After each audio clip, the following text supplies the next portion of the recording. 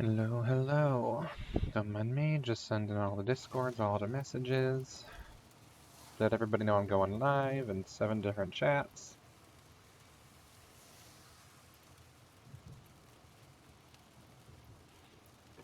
And then updating my grocery list quickly before I forget. You know, the important things in life.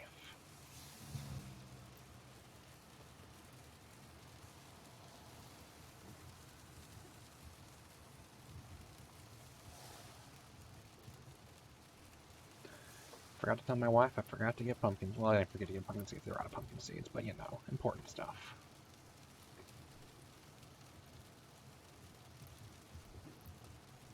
Alright. Let's get this game started. Oh. Turn off the webcam. It's pizza day and nobody wants to see that.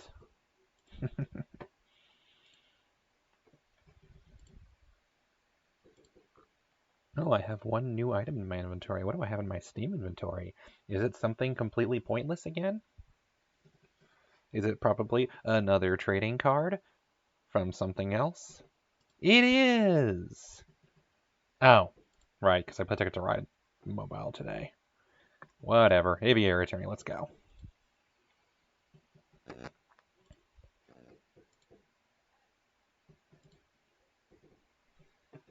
Bird game.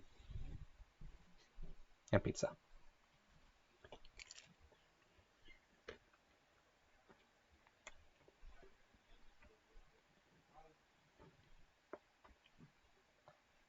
I said bird game. That means bird game should load. Steam, what are you up to? What are you doing? Thank you.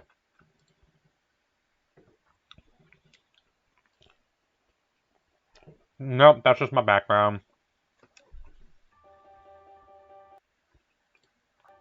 This is bird game. You know Phoenix, right? This is a parody, except it goes off in a completely different direction very quickly. When we last played the game, first time we got through case 1 and mostly finished case 2. Second day we finished case 2 and case 3 and got the first ending, case 4A, the dark ending. Case 1, we defend our client successfully, we get her proven innocent, everything is good. Oh, nice. Age of Empires 2 is a good choice. Definitely will play that with you sometime when I have free time. Not available tomorrow. I have a new second job. So I will be working tomorrow from 8 a.m. to 11 p.m.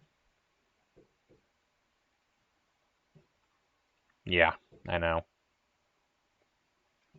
I will do my best to find time to play with you, for sure. But full disclosure, I'm working 70 hours a week right now, so I'm not sure when it's going to happen. Gotta pay for the house somehow. Case 1, we defended our client, everything is good, until she reveals at the very end she actually was the murderer. We sent an innocent man to death row. Great! Viva la France!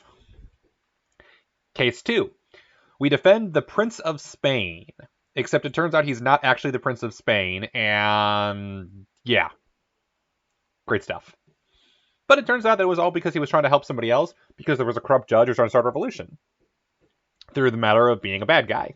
So we defeat the corrupt judge and everything's happy. Case 3. Well, let's just say that we got the dark ending last time. For today, let's start over and see what happens.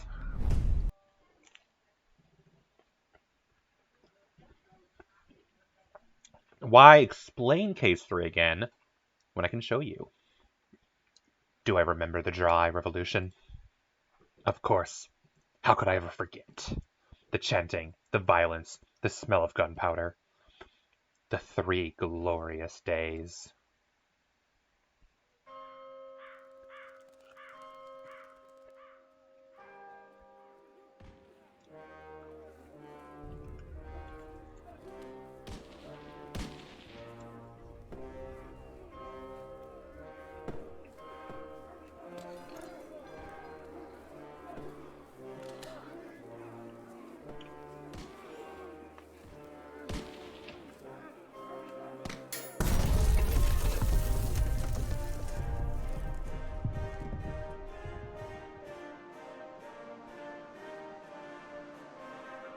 when Paris went to war with itself again.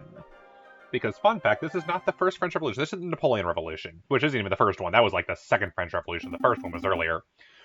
This is, I want to say, if I remember correctly, I could be wrong on this, I believe this is the fourth revolution, but it's the one that actually stuck, that created the modern day, technically. Not really modern day, but it created the Republic, the French Republic that led to today's French Republic.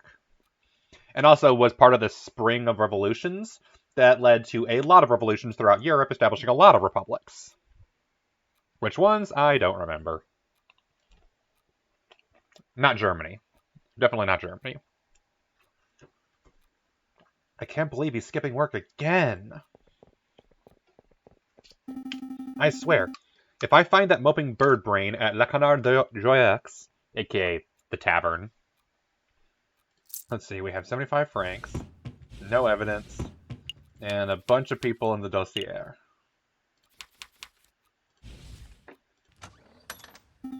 Ah, finally. Good morning, Falcon.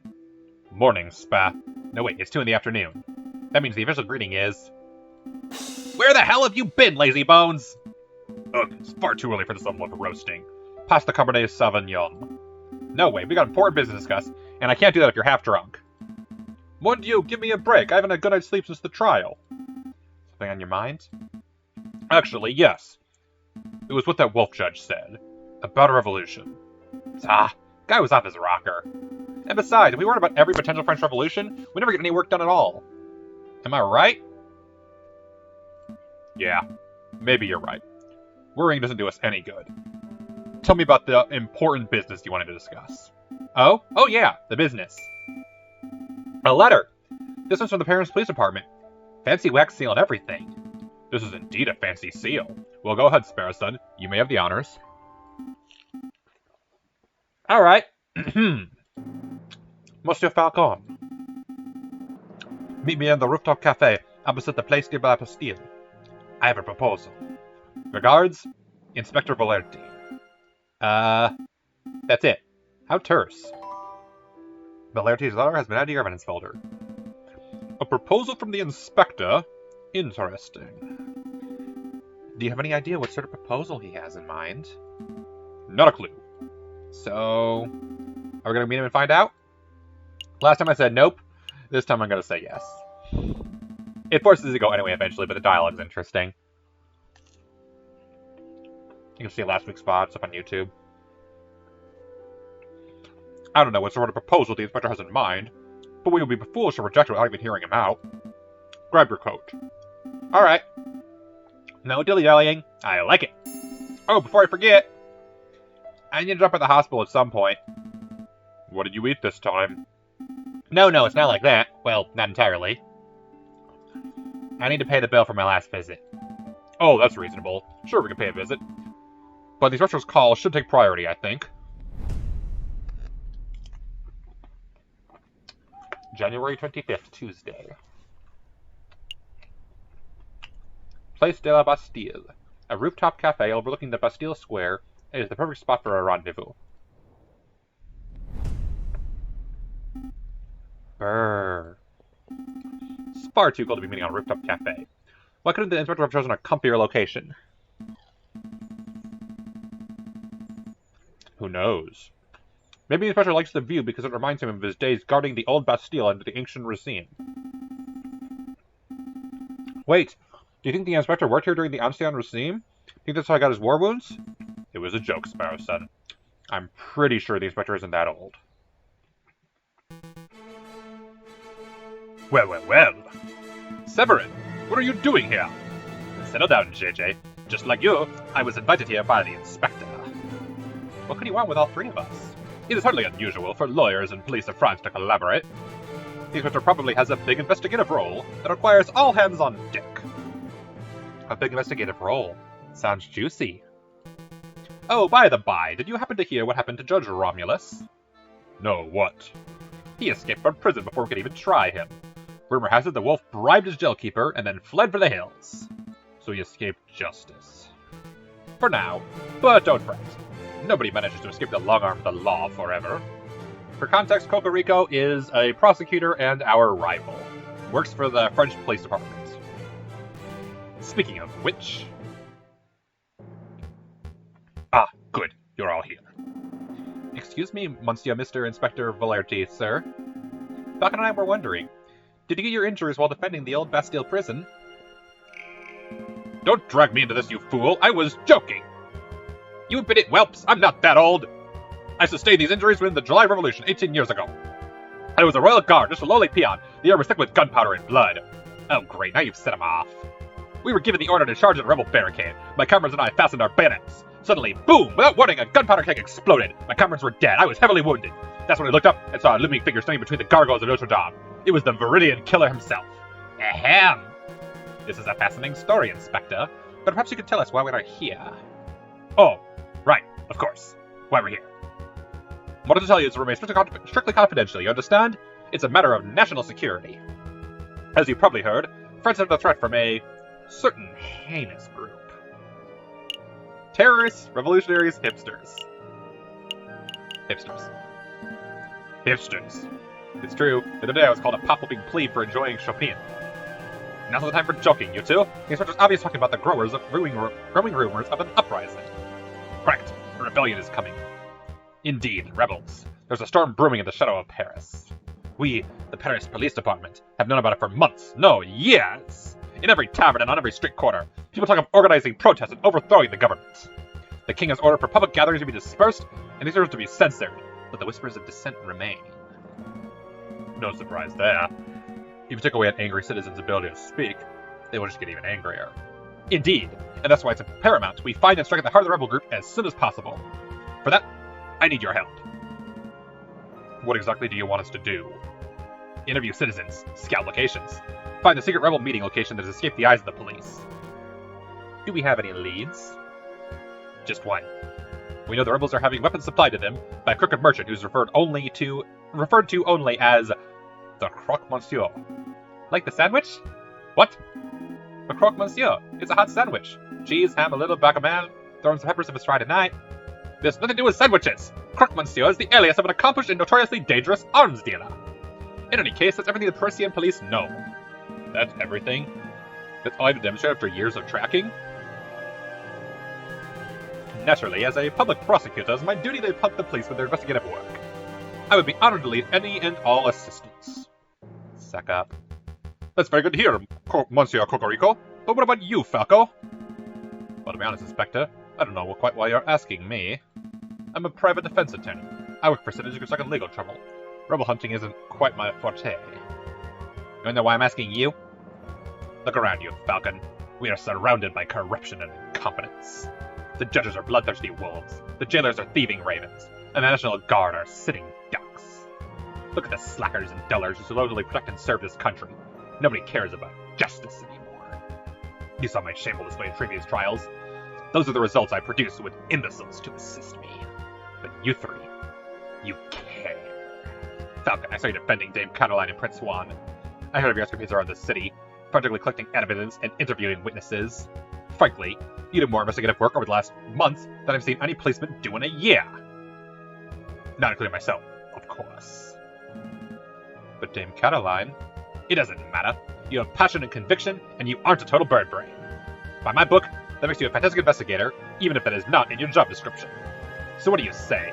Want to sit around your office twiddling your thumbs until another pointless job offer falls in your lap? Or do you want to take this opportunity to do something great, and then strike down the animals who wish to harm our glorious nation? I would be honored to help my country, Inspector. Consider us on board. Excellent! Just what I wanted to hear. I had no idea you were such a patriot, JJ. Nothing wrong with a little national pride. Yeah, pride is fine and all, but, do we get any compensation for this? Of course, here's 50 francs. You send the 50 upon the completion of your work. 50 francs? Psh, we're being undersold. Hush, Sparrowson, this is a great opportunity. Last time I said no, and he said why, and I said, well, we're private, we need to be paid because Cocorico is paid, and we ended up with the same result anyway, so yeah. I could probably get more if I said no, but oh well. I don't want to keep you any longer than necessary. You already have all the key facts of the investigation. Find the use of Croque Monsieur. Find where the rebels are congregating. Those are your two tasks. I will check on your progress in 3 weeks' time. See what you can accomplish by then. I'll be doing my own independent research investigation into the rebel group, JJ, so I suppose this is a competition of sorts. Try to keep up with me. Don't make me laugh, Severin. I'll have all the rebel leaders behind bars for you even have your first suspect. Come, Sparrowson. We have a crook monsieur to hunt. Okay, let's go. Heh, I knew a little competition would kick those bird brains into gear. Well, Inspector, this has been a productive meeting. I should probably start my investigation of the croque monsieur as well. Not so fast, Cocorico. There is something else we need to discuss. Something else. New day. Alright. Give me a moment, bite a pizza.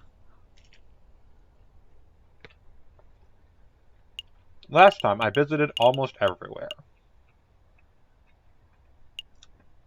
I never made it back to the market. I visited the bridge. I don't believe the bridge had anything. I visited the prison, and there was nothing there. I visited the manor, and there was nothing there either. I visited R&M Associates, and that has something, so we're going to go there. The bar had something. The chocolate shop actually was necessary, oddly.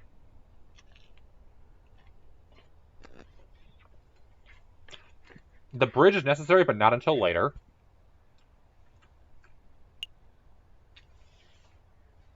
The Palace of Justice is unnecessary, I believe.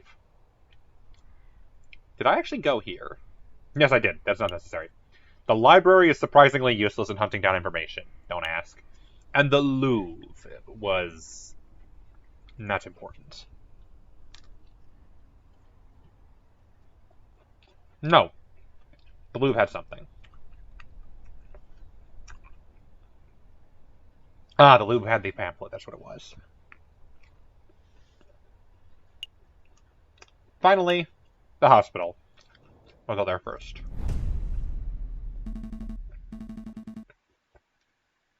There he is, Sparrowson. Go ahead. Say what you need to say. Excuse me, Dr. Fallrat. I just want to thank you for, giving me an antidote and, making me well and stuff. It's no trouble at all. Sparrowson, wasn't it? Of course, there is a small matter of the debt. Right. Let's see. 1 hospital bed. 1 dose of specialized antidote. Extra medical care from the intended physician. The total comes to 500 francs. For context. Ah! Falcon. Can I get an advance on this month's pay? And next month's? And maybe the month after's? Calm down, Sparrowson. I'm sure the doctor's a reasonable man. He will surely allow you to pay in installments. Of course, of course. Oh, thank goodness. With my current wages, I should be able to fully pay off the debt by the 20th century. For context, it's 1852, so that's in about 50 years. Hey, your pay isn't that bad. Now, there's no need for quibbling. I have a suggestion. You messieurs are lawyers, yes. If you do some pro bono work for me, I may be able to knock down the bill a little. Maybe to say 100 francs. Oh, that sounds much more manageable. What kind of legal work do you have in mind? Debt collection. No. Sorry, Doctor, but we don't have any time to be playing hired muscle shenanigans. We're actually in the middle of a very important investigation. Falcon, please! I don't spend my whole life paying the price for eating a bad chocolate wrapper. Doctor, you're out. Alright. There is a man I treated for a small injury a couple of years ago. He's been evading my attempts at collecting his bill ever since. I wouldn't normally pursue medical bills so aggressively, but I know the man is a successful inventor. He can easily afford to front a bill. I would really appreciate it if you pay him a visit and strong-arm him into loosening his purse strings. Well, I'm not going to get promises, but maybe we can swing by the inventor's house if we have a free minute. Thanks, Sparrowson. Falcon, and thank you, Doctor. We will dedicate every waking moment to collecting this debt. Wait, I didn't agree to that. Every waking moment. New location unlocked. The inventor's house. Atelier des Trolls. As always, I apologize for my awful French.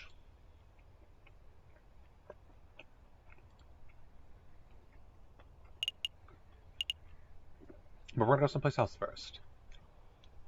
R&M Associates.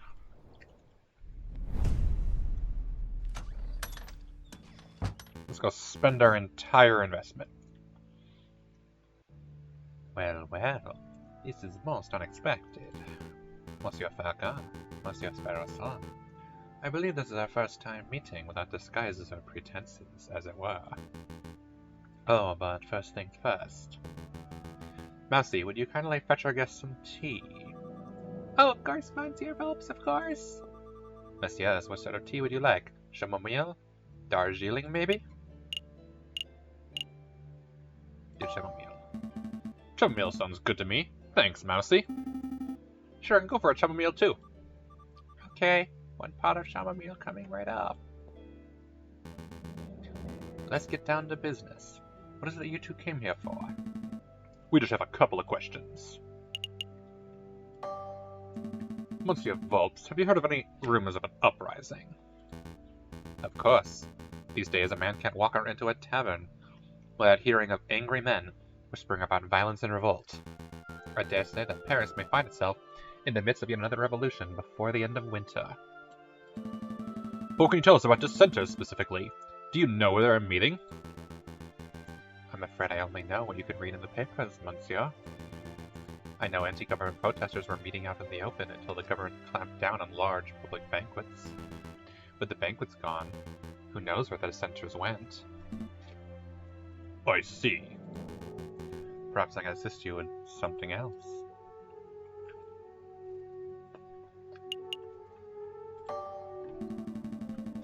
Have you ever heard of a person called the Croque Monsieur? And no, we're going to talk about the sandwich. Unfortunately. The Croque Monsieur. Are you referring to the black market salesman? The one who claims to be able to procure anything, no matter how illegal? Yes, that sounds exactly the person we're looking for. Do you know him?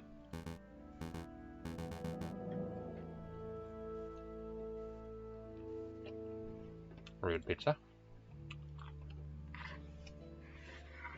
Me personally? No, monsieur. I just know of his vile reputation.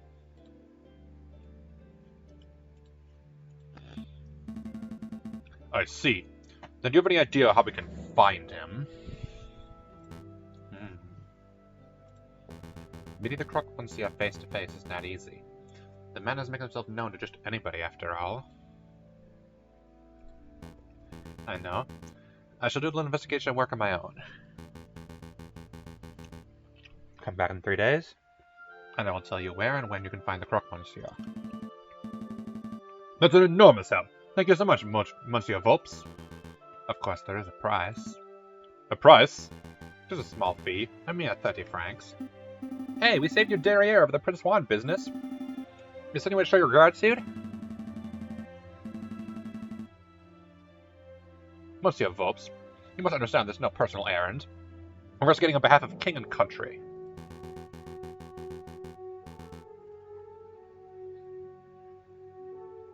I'm sure you have your intentions are noble, Monsieur Falcon, but I'm running a business here.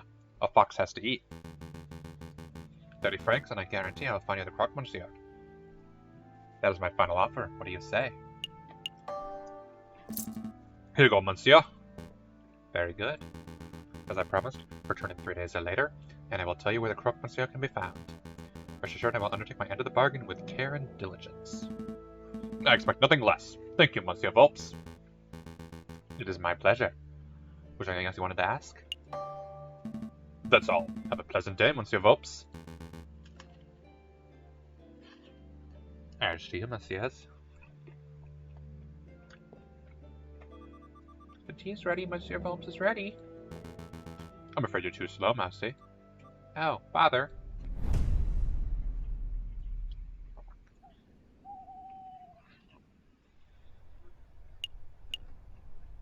Not available yet. Interesting.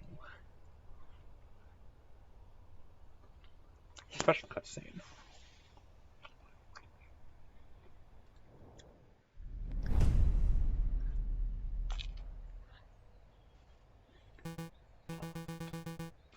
What of you?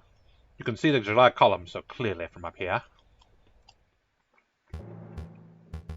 Ah, Cocorico, you're already here. You have news about the Croque Monsieur, or is this about the other matter?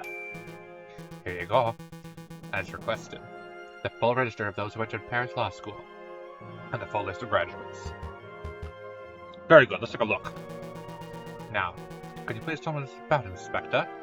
What are you looking for? Look at this list of graduates. Do you see names you recognize? Well, I see my own. Class of 1837 is the moronic prosecutor Rupert Rubbington under the class of 1846. Oh, and there's J.J. Falcon's name in the class of 1832. Very good. I took a look at this register page from 1829. Do you think I'm miss? Well, I don't see J.J.'s name, but I'm not quite sure what that implies, Inspector. I find it is simple. J.J. contained his name sometime between 1829 and 1832, right around the time of the July Revolution. And why would he do that? Why, indeed. Master Cocorico, you and I are roosters. We are birds of justice. Birds of French national pride. But Falcon, he's a bird of prey. He's in very nature to draw his talons and lash out at those around him. I have no doubt that, when the pressure rises, he will show his true colors.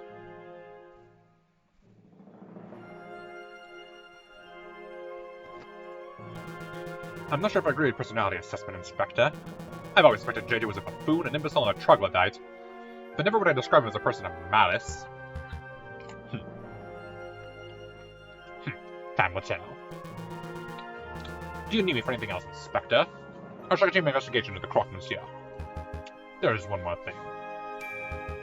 Take this. A pistol? No thank you, Inspector. These are dangerous times. If you face a violent threat, you're going to have to defend yourself with that running crop of yours. I'm well aware. I just have these ghastly things tend to escalate situations rather than mitigate them. That's what everyone says during peacetime. Take it. Thank me when it saves your hide. Fine, I'll keep hold of it. Well, Mr. Cocorico, you have been most helpful. I'm just doing my duty. Good day, Inspector.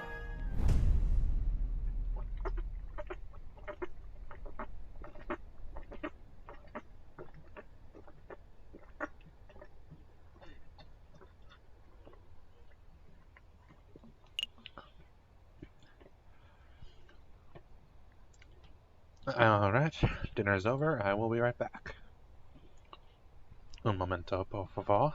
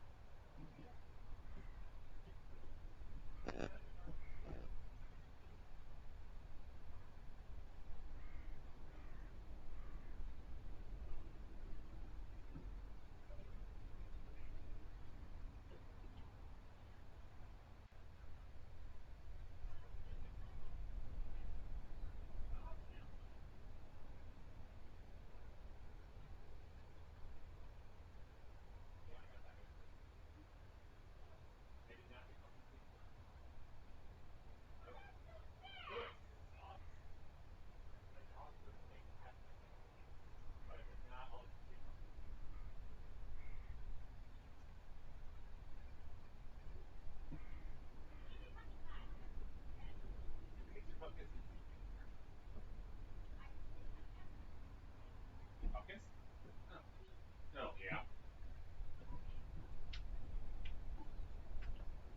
Oh, yeah, that. Yum, yum.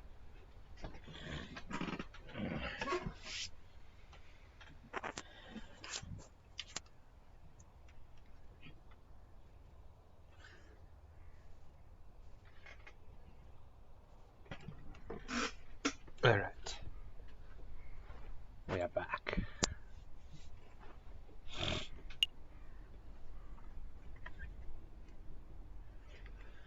Alright. Go to the workshop. Venta. Come in. Are you Monsieur Gustav Druve? I am, and you are? We're lawyers. Sent on behalf of Dr. Fallret. We're here to collect a debt you owe. And to pay up, monsieur? Oh, mon Dieu, I totally completely forgot all about that. Listen, I'd be happy to pay, but it looks like I don't have quite enough money on hand. What to do? What to do? I know. I have a brand new invention that will blow the doctor's socks off. This device will completely revolutionize the surgical field. I imagine the doctor would prefer hard cash over some gadget. No, trust me.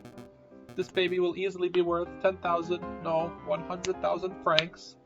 The doctor will love it. Oh, alright then. Hand the device over and I'll pass it on to Dr. Fallret straight away. Well, it's not that simple. The device isn't finished yet. It's not finished? I know exactly what needs to be done, but I'm missing some crucial parts. Perhaps if you have time to spare, you could help me out. Run and collect what I need. What? No, monsieur, that's absurd. If you have something to do, you should do it yourself. Falcon, please, help the man. I can't spend the rest of my life in debt. Alright. No need to get all panicky. We'll hear the man out at least. Great, I'll take notes. What is it you need, monsieur?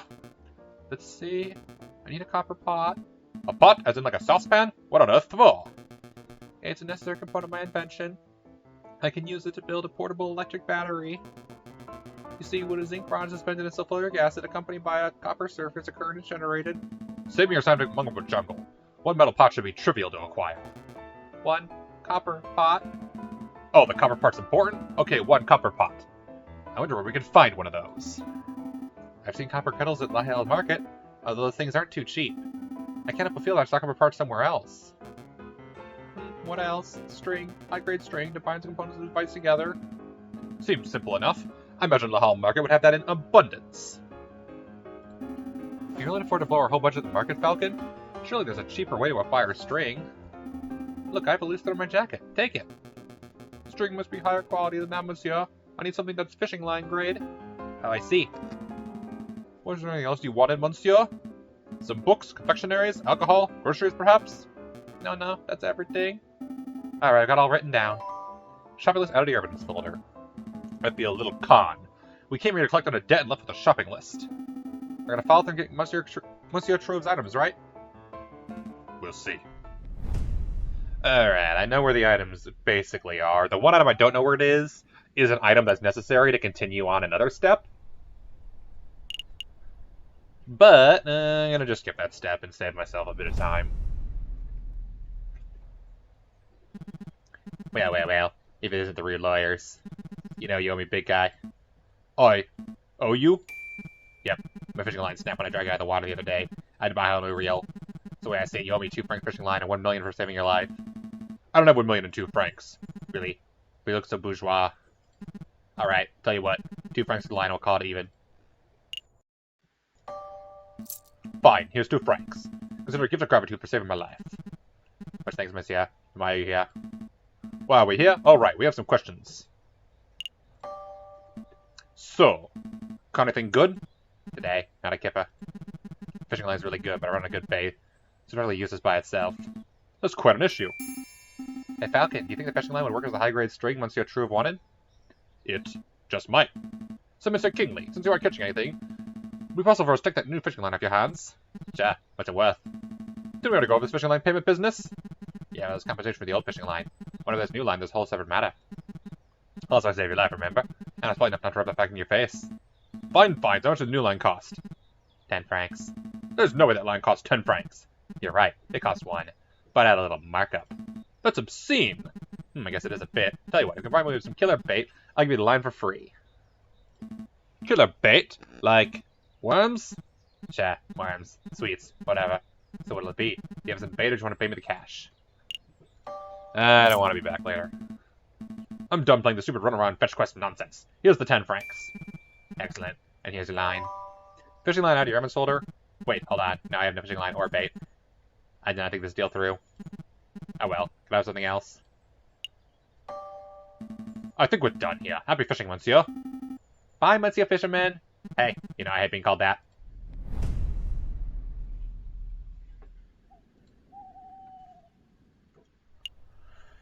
Alright, R&M Associates is available now.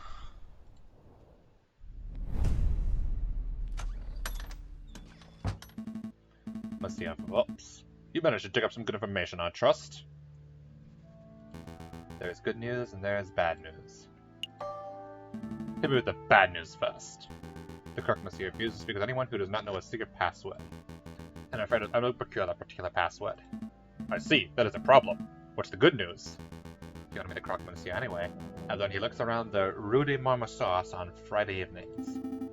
The Rue de Marmousseau is over by the Monkey Road by Notre Dame. That's enough to get to. I apologize, I cannot be of more help. There's no problem at all, Monsieur. You got a fantastic lead. Rue de Marmousseau on Friday. I'll be there. Such should be too hard to uncover. We should find someone with a loose enough tongue. I shouldn't delay you too any longer. I'm sure you have a lot of investigative work to do. That we do. Thanks for all the help, Monsieur Vops. Alright, what day of the week is it? It's Sunday. I should be ready by Friday. Friday's when I want to be done. Monday, Tuesday, Wednesday, Thursday. Perfect. I have 4 days. Let's go to the Louvre. Excuse me, madame. Do you have a moment to talk about the cult of... Excuse me, madame. Do you have a moment to talk about the cult of reason? Petty a pyramid scheme to someone else, bud. I got a kid to feed. Madame, it's not a pyramid scheme. Madame, take a leaflet at least. Or what about you, monsieur? Would you like to learn about the glorious teachings of Jacques Hebert? Heh, a cult is it? Not today, monsieur. I've already been in my fair share of cults. But this cult is different. A member of the cult of reason, huh? Strange. I thought that cult died out way back in the old revolution. Hey Falcon, that person looks a run-of-the-mill cultist. I can see that. But doesn't his face look familiar to you? He does look familiar. Actually, that was uncanny. Shall we get his attention? Uh-oh, he's spotted us.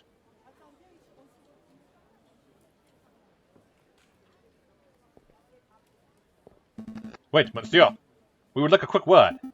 Come back, teach us about the wonders of cult of reason. He's gone. So I'm not going crazy, right? The guy was a splitting image of Judge Romulus, wasn't he? I can't deny the similarity. Then again, there are plenty of wolves in Paris. Maybe there's no link at all. Either way, we have an investigation to conduct. Let's focus on that. Right, where to first? Hey Falcon, isn't that our old friend? You! Oh, never mind. It's just you two. How's the work going, monsieur? Ugh, don't ask. I'm trying not to think about it. Endless piles of dog poop and litter. So what do you want? I have very interesting bits of paper today, if that's what you're hoping for. Actually, I'm trying to ask a couple of questions if you have a moment. I have a moment. Just the one, mind? Did you see that cultist in the Place de Carrousel? Yep, he's been hanging around all week. Today he tried to hand me a leaflet, so I told him where to put it. And where would that be? What?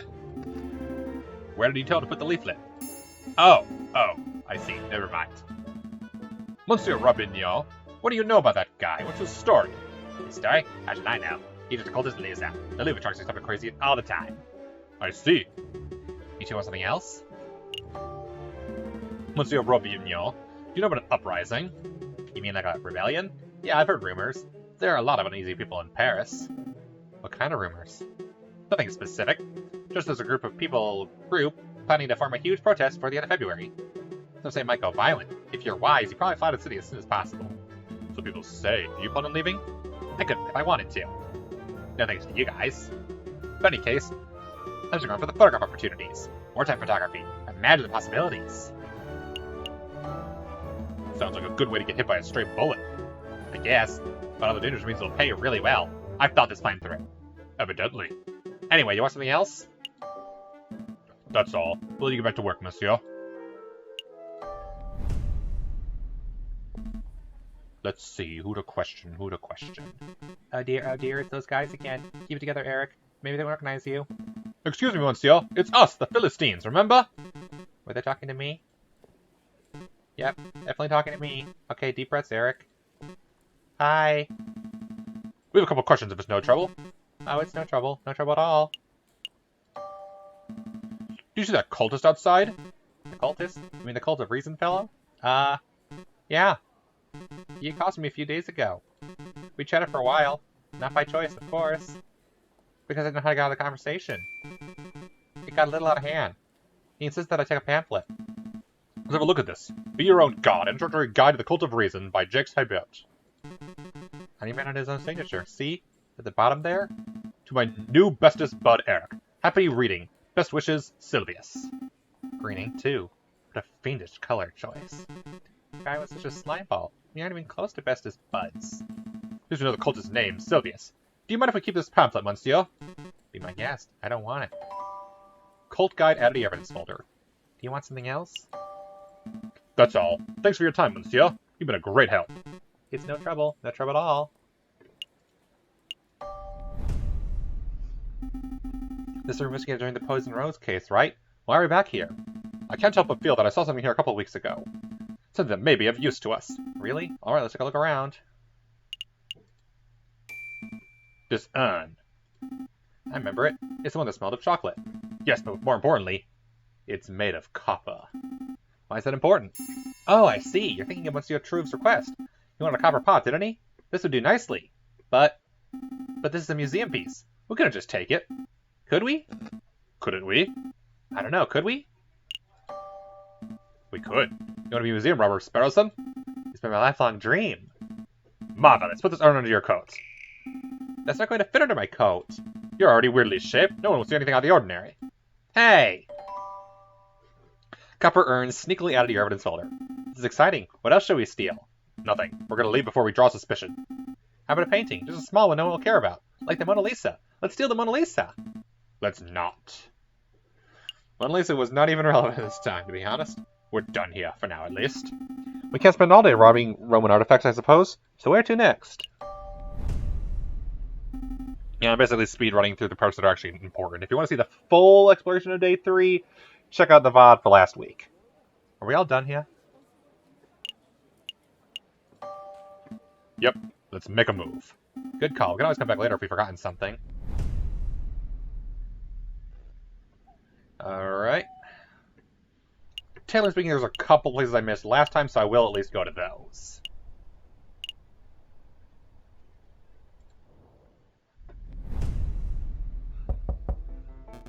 Come in.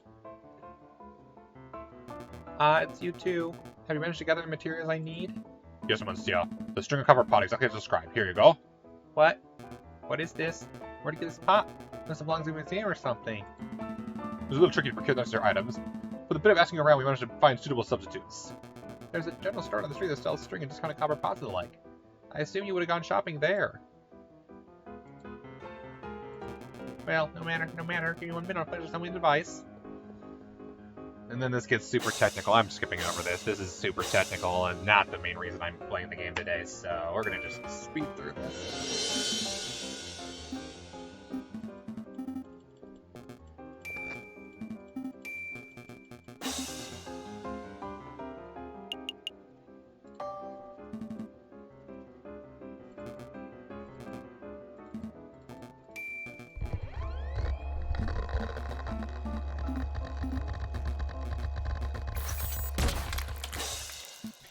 Those sound effects. Those sound effects are great.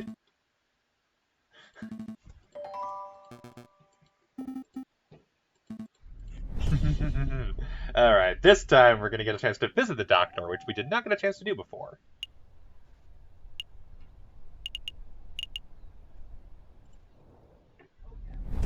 And it won't cost the day either, interesting. Ah, you've returned. Were you successful? Well... Monsieur Trouve didn't have any money. But he gave something he claimed would be extremely valuable. Go ahead, take it. He said you could keep it. What is this? Monsieur Trouve called it an explorer extractor. He said it would revolutionize the medical field. I don't quite understand how it works, but we can demonstrate it if you have a piece of meat and a lump of metal handy.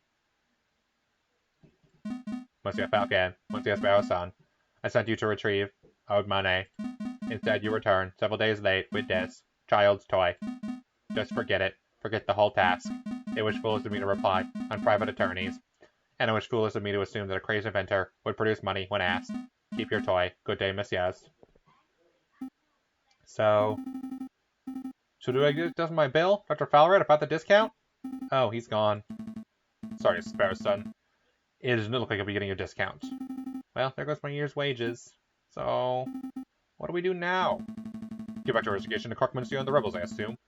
We've wasted precious time on this fool's errand. And it's still Wednesday, so that's nice. And we can go visit Les Halles. Anything interesting here still? Here for some shopping, interview time. Insignia, flower cellar. Nope, nothing here. Alright, so we have an extra day to go visit somewhere if we want to. Is there anywhere I forgot to visit last time?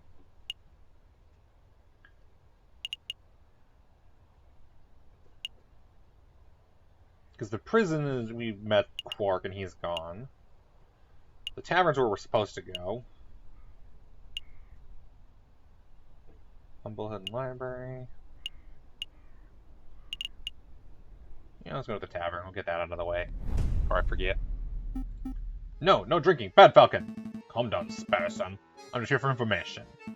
Taverns are the first place people go to moan about the government. Therefore, they are perfect rebel breeding grounds. Oh, that makes sense. Ah, it's you too. What will it be today? Wine or beer? I'm afraid it's just questions for now, Madame Cornell. Looking for a man called the Croque-Monsieur. Have you seen him? No, that name doesn't sound familiar at all.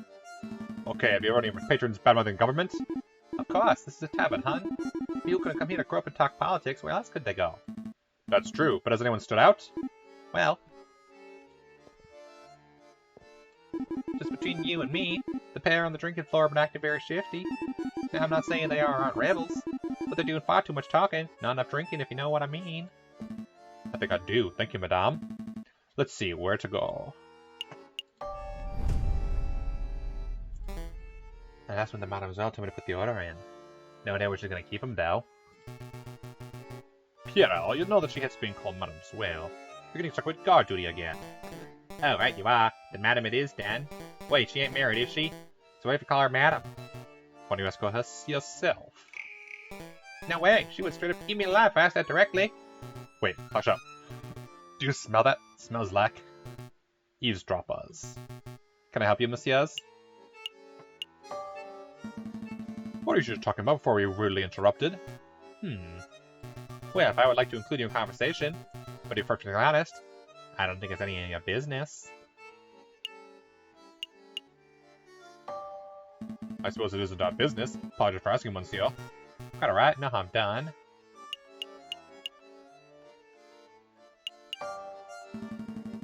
Monsieur, have you heard of a man called...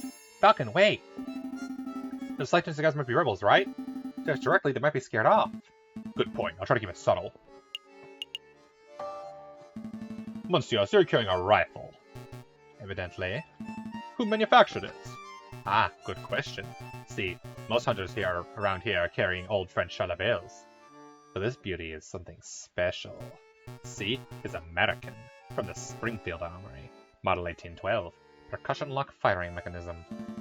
An American, mustn't you say? That's certainly quite special. It must have been hard to procure. It's true you can't buy guns of this quality from standard street sellers. But if you know the right people... Please, go on. Well... Okay, listen carefully. You didn't hear it from me, but to meet the Croque-Monsieur. Actually, it'd be foolish for me to explain in public. It would be much easier if you could just take this. The Book of Judges? What is this, some sort of law book? The book's subject is not important. Just take it. Oh, I see. It's the Book of Judges from the Bible. Old Testament stories of God smiting people and stuff. I appreciate the gift, monsieur, but I'm not religious. Nor am I. Then why are you? Just take it, you idiot. Bible books are what we use to pass around them code phrases, don't we? Code phrases? Hero, please. I'm trying to be low-key. I can't do that if you're mouthing off with that big beak of yours. We're right, you are! Gotta forget what my friend said. Just a little searching in the context of that good book. You should be able to get what you desire. Is that a religious metaphor?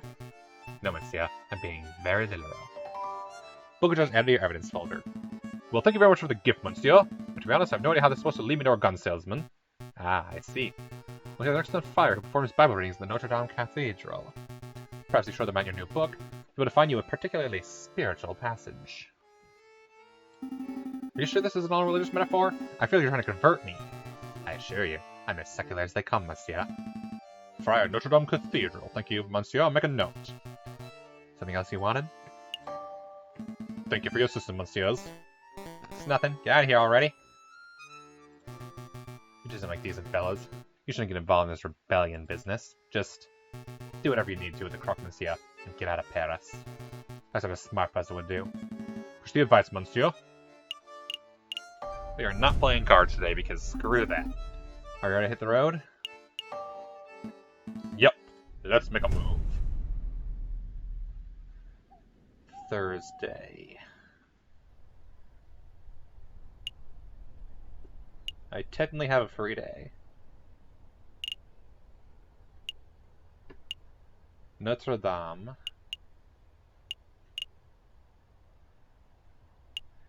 And let's go to Notre Dame. And then the Rue de Montmartre tomorrow. Falcon Sparrowson stepped into the grand atrium of Notre Dame Cathedral. Scaffolding lines match the crumbling outer wall. Unperturbed, a handful of devotees are silently kneeling in thought. Here for a little prayer, are we, Falcon? I know you're the religious type. Don't be silly. I'm following up on Fontaine's lead. We must find our mystery friar. You think it's that hunched-over-looking fellow over there? I bet it's him. He looks super suspicious. It could be. Let's show some tact. Excuse me, Monsieur Friar! Do you know what tact is, Sparrowson? Friar Remus. It is Romulus and Remus. God damn it, they really did do it. They really did it.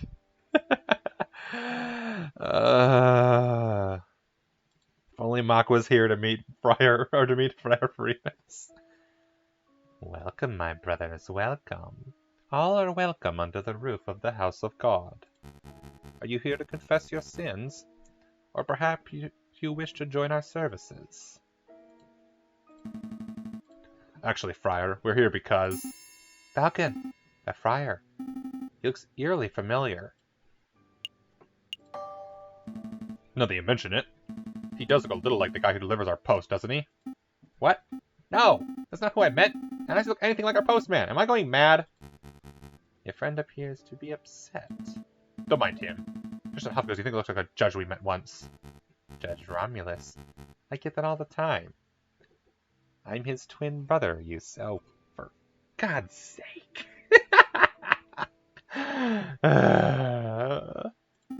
All the history jokes. Oh good, I'm not going mad. Friar, would you say you had a good relationship with Romulus?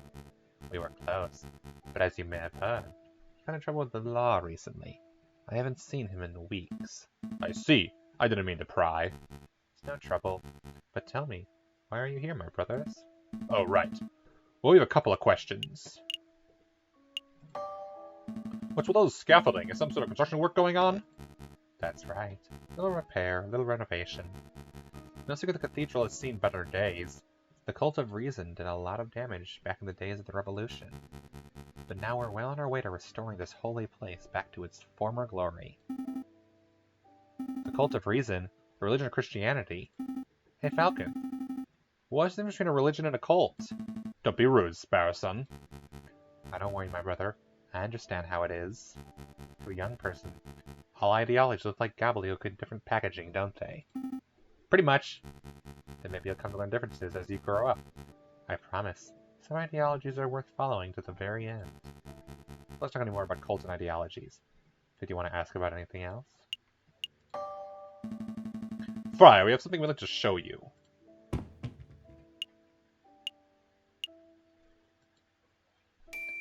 Could you take a look at this? Or you could give special passage readings.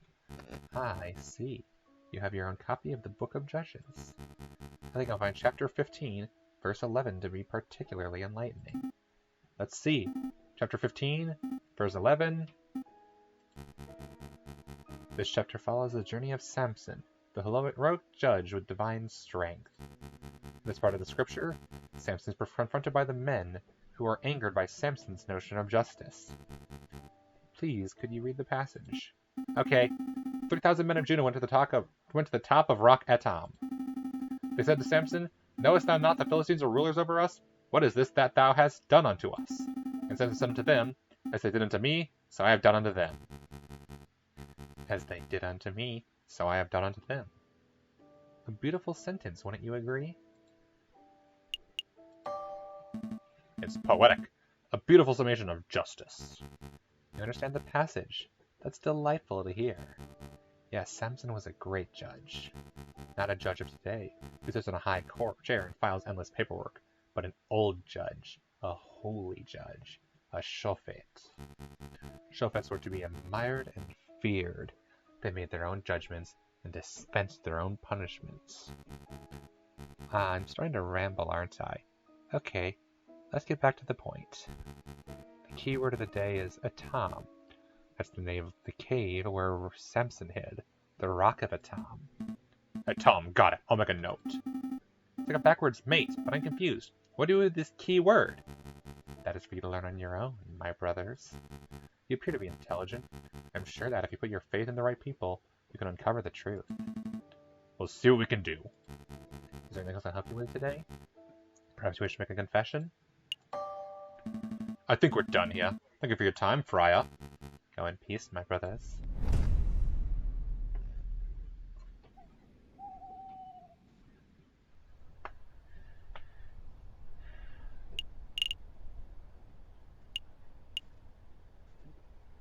I wonder why the lube is at the end now rather than at the beginning like it was before. Rue de Marmousaz on Friday. Is that him? It must be. Excuse me, monsieur. I don't recognize you fellas. Friar Remus, Silvius, Gustave Trouvé. So we're still missing 5. I know that one of them is Madame as well, and one of them presumably is Croque-Monsieur, so that leaves 3. What's the password? The password? Atom. Oh, I thought you fell for Burbank cops, but you actually know the secret password. So what do you want? Well, let's start with introductions. You're the Croque-Monsieur, are you not? That's the Croque-Monsieur to you. Mon Dieu, people always get the pronunciation wrong. I'm not really hearing the difference. In any case, Monsieur Croque-Monsieur, my name is... Don't tell me, you idiot. Break up names for the entire meeting. What, think I use an alias? Just tell me what you want. Drugs, guns, explosives, slaves? Come on, I don't have all day. Well, to be honest, what I really want is...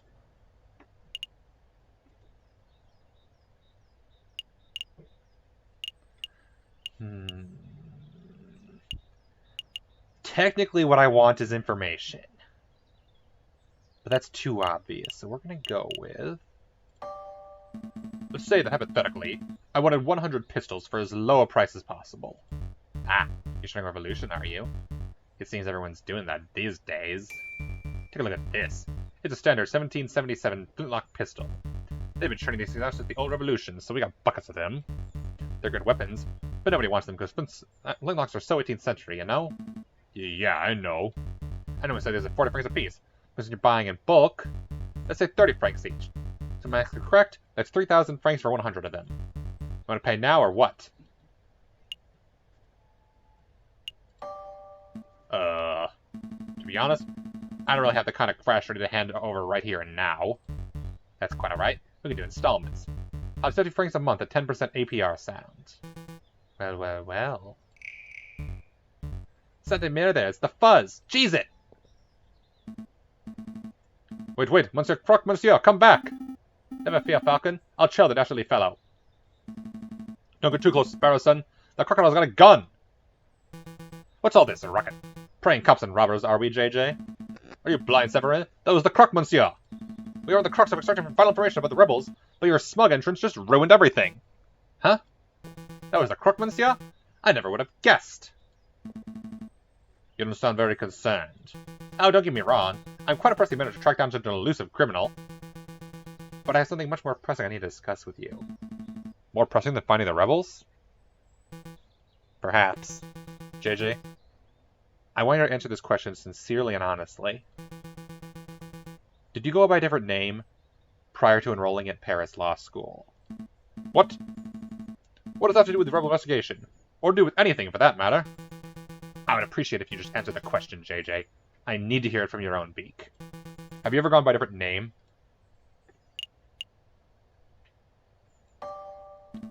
I don't deny it. A man has a right to change his name. Indeed, a man does have the right. But why would a man do just such a thing? I don't appreciate your accusatory tone. You sound just like Inspector Voltaire. Wait, that's it, isn't it? He just ordered you to dig up some dirt on me, didn't he?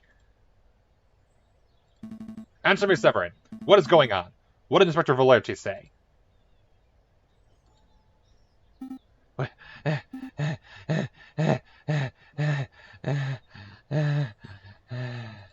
Man, that croc can run. Realistic, crocodiles can really book it. Even faster than horses.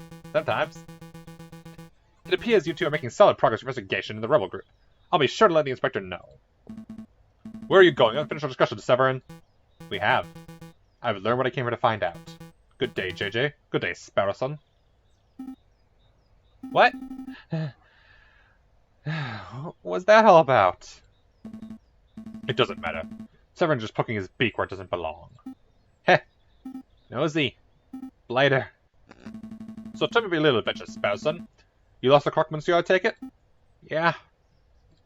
He looks like a stumpy reptile. But he ran like a gazelle. I lost him in no time at all. I see. Well, the croc monsieur's lead gone. Investigation has reached a dead end. Not entirely. He dropped something during the chase.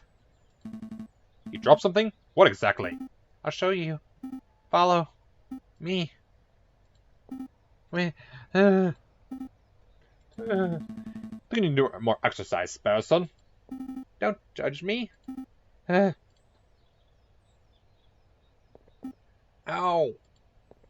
Ow. Ow. Mon Dieu, what is it now? Muscle cramp? No, my foot's hurting. I think I got something in my shoe. Well, get your beak and better. This is where you saw the crocodile drop something, right? Yeah, somewhere around here. This part of investigation has to find whatever it is. Probably this, but let's look at everything else first, as always.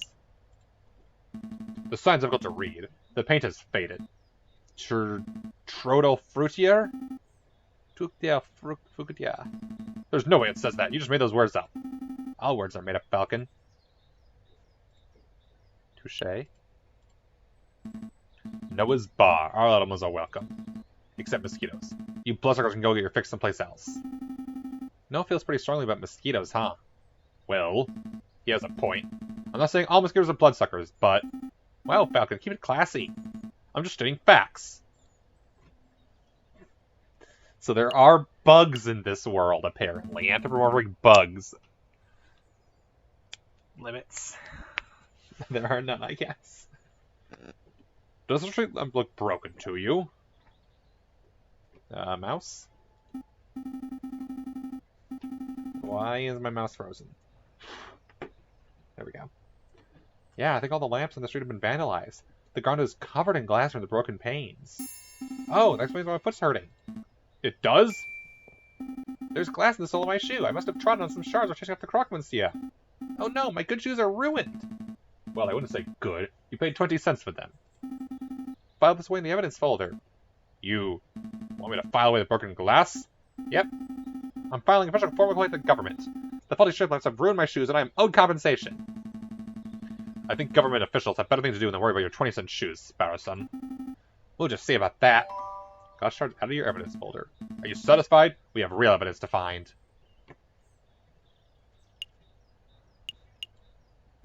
I see hanging bushels of onions. Bushels? That can't be right. It's sprigs. Sprigs of onions. How about bundles of onions? That's pretty neutral. Confederacies of onions. Okay, we're done. Flocks of onions. We're done. Yeah, this thing is the thing that croc monsieur dropped. It's a list. 40 muskets, 20 pistols, gunpowder, 3,000 musket balls, to be delivered to the sleeping city. This is an invoice. I don't see any names on here, but given the talents and quantities, the goods are probably intended for the rebels. Excellent find, Sparrowson. It was nothing. But the sleeping city, where could that be? Well, it's a city that sleeps a lot, so somewhere in Spain would be my guess. Wow! I'm pretty sure the location is not a literal city.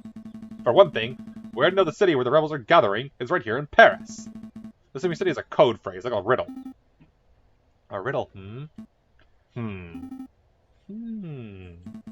Well, I'm stumped, and hmming is getting us nowhere. We must find someone else who can solve it. I mean, the person who is knowledgeable all matters of riddles and puzzles.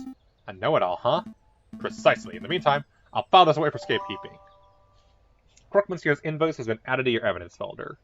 Who do we know that's really knowledgeable about puzzles? Do you think the Falcon dropped anything else? The only thing else left, I guess, is this. An empty cart. Someone has scrawled the word Descartes on it. The owner's name, perhaps? I don't think so, Falcon. See the graffiti on the wall behind you? Deswall. Somebody thinks Des funny. I get it. God damn it. That's awful. That's awful. That is terrible. To be fair, Descartes may be legitimate, but Deswall, infamous arms dealer, surprisingly fast runner, probably not a cheese and ham sandwich. Probably not.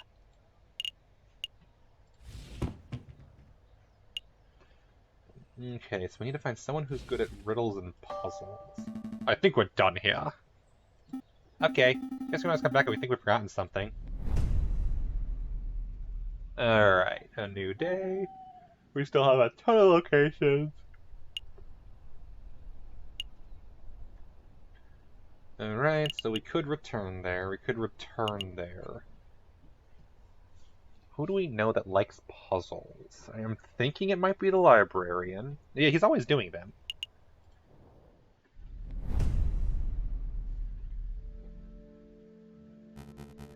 Is this room to your liking, mademoiselle? Don't call me that. Ah, my apologies, madame. But what are your thoughts? Is the room suitable? It's dark, cramped, and more than a little macabre, but it will do. Excellent. I have hired private security to guard the entrance 24 hours a day.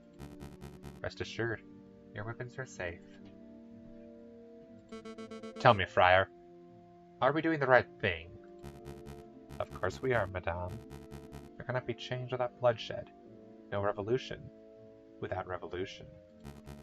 Surely you aren't having second thoughts. Of course not.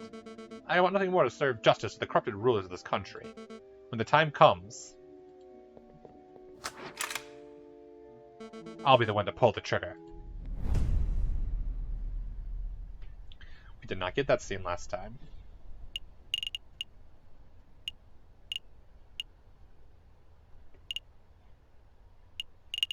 I think it's gotta be the bibliothèque. Do you think Nathan likes riddles? Of course, all librarians like riddles. This is a bit of stereotype, that's all I'm saying. But no, we have to hope that it's true.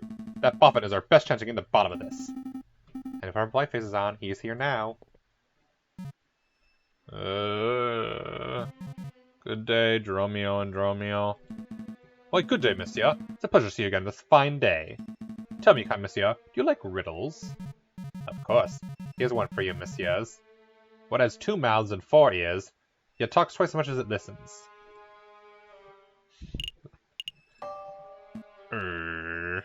You. It's you, monsieur, it's you. You come in here, yammering and yelling. Never stopping to close your beaks for one moment. Oh, haha, very good, monsieur. Laugh, Sparrowson. We need to do with good books. What was that? Sorry, I can't fake laugh. Oh mon dieu. Stop this farce. You must see it's obvious of some inane riddle you want solving, so let's hear it. Go on, spit it out. Oh, right, well, if we were to see the place called the Sleeping City in Paris, what would it be? That's a new one. The Sleeping City? Got it. Really? Of course. Riddle is trivially easy. There are plenty of locations that we call a sleeping city, but only one place that earns that title in Paris. Oh, and where would that be? You know the answer, of course, obviously. We're just factoring to make sure you got it right. Think it through, messieurs. What kind of city is only inhabited by those who sleep all day and all night? I got it. Spain!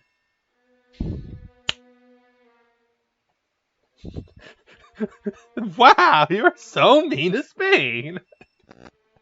I'm not the biggest Spanish fan, but wow! You guys are so mean to Spain! Don't be daft, Sparrowson. Spain is in the city. Perhaps the part monsieur is referring to the capital of Spain, Madrid. A nice sleepy place. Spain, Madrid. You two are remarkably dense, aren't you? Sleep is a metaphor. It's one of the most oldest and most powerful metaphors in the history of civilization. It symbolizes death itself. The sleeping city refers to a city of the dead, a necropolis. Think, monsieur, see. Use your puny avian brains. Do we have any necropolises in Paris? Of course! The catacombs! The winding tunnels of the dead that lie beneath our very feet! Very good, monsieur. That's the first semi-intelligent thing you managed to say all day. You have more questions, don't you? Oh, yes. Can you give us a brief rundown of the history of the catacombs? The cemeteries of Paris were overflowing by the end of last century. It was a mess from what I hear. To create space, King Louis XVI ordered for old skeletons to be excavated and put in the unused mine tunnels that lie under the city. With renovation and many years of hard work, the mines were successfully turned into a subterranean mausoleum. So it was basically a grave for a few thousand skeletons? Millions, more like. Don't underestimate the size of the tunnels, messieurs. I know the bourgeois like to tour the catacombs, don't they? Correct. It was quite the bourgeois tourist hotspot some 20 years ago. Hoping to pay a visit, you're too late. The church had all the entrances sealed shut fairly recently. Why would the church do that? Believe it or not, they consider the tourist mausoleum into a tourist attraction to be in poor taste. Oh, right. They shut down all the entrances? Really? Surely there must be one or two left untouched. If there is such an entrance, it is not public knowledge. I see. I think we're done here for now. Thank you for your time, monsieur. Good day. So we see it really is the Paris catacombs. There must be some way to get in. Underground tunnel network. We're probably connected to city sewers, right? We need to find the right manhole, and boom, we're in spooky, scary skeleton town. Wow.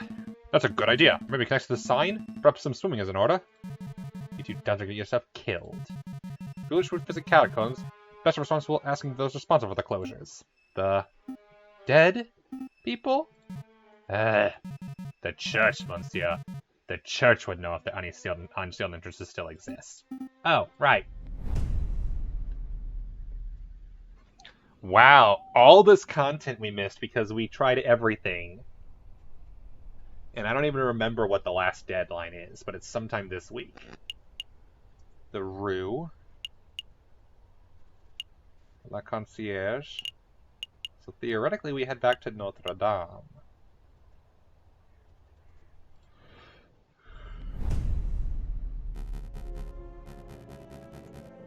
Did you sneak out to the Louvre again?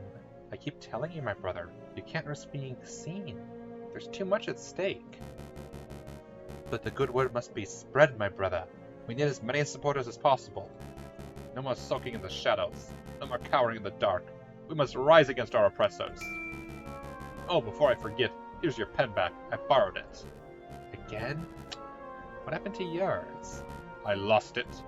So careless. Don't sweat the petty things, brother. Let's focus on removing the obstacles that stand in the way of our father's dream. Right. Like the annoying little bird who's poking his beak into our business. He is dangerously close to uncovering our secret.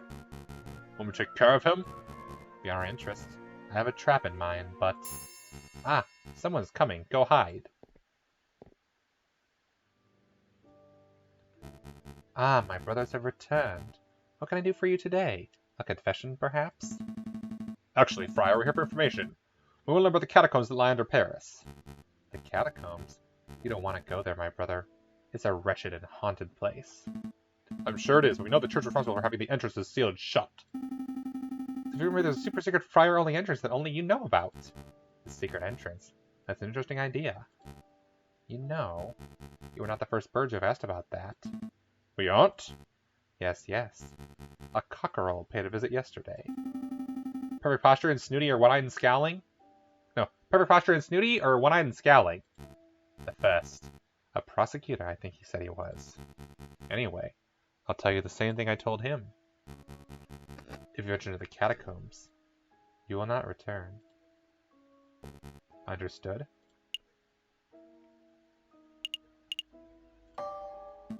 Was that a threat? No, no.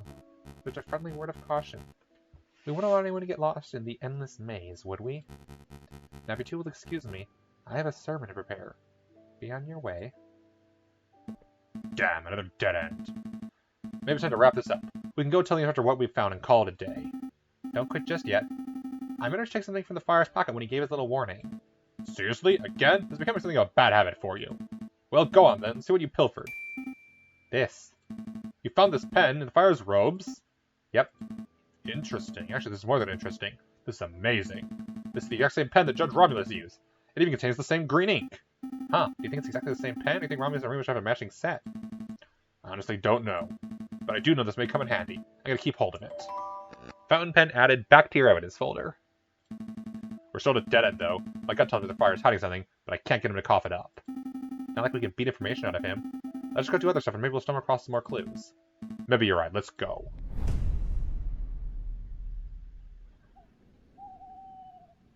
I want to say it's Tuesday the 8th is the next story beat. It's either the 8th or the 9th. I think it's the 8th.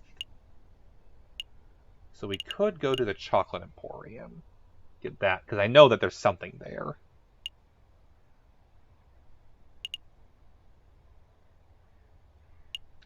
Everything else has minor information, not much of interest. And I'm going to go to the chocolate. Get that taken care of. This actually gives us evidence. Welcome, it's you two again. You remember us? I guess it's no surprise. Of course I remember. You were the monsieurs who ask many questions and buy little chocolates. I'm afraid we have more questions today, Monster Hagelslack. Thanks for being patient with us. Blah blah blah, blah blah blah. Blah blah blah.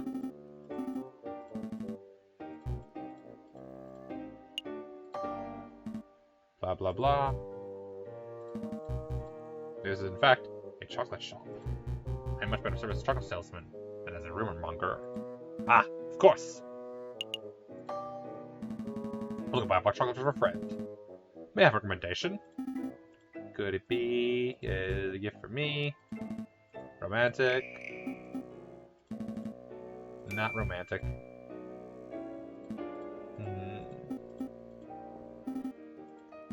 For pity's sakes, Madison, no.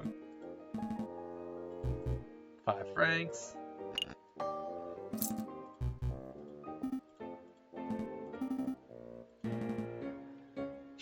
Nope. Oh. Yeah, I knew that, you liar. Good, just making sure. Break my heart, Falcon. Here, monsieur. I'm sure the recipient will enjoy them. Alright. Tuesday the 8th.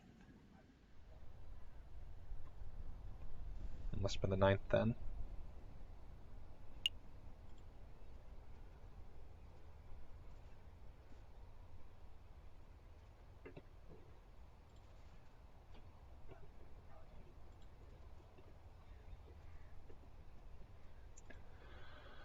I'm debating where else to go.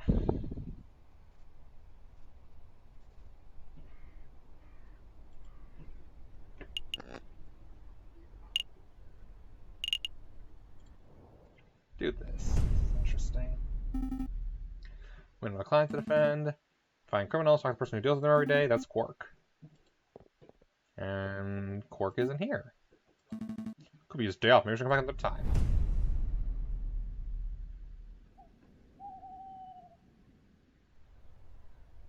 But it doesn't matter because the only place we can go is Root and Mona Celeste.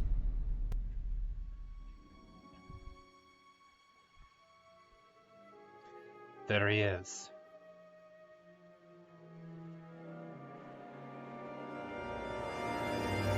There's the rooster. I shot the croc, monsieur. Cocorico.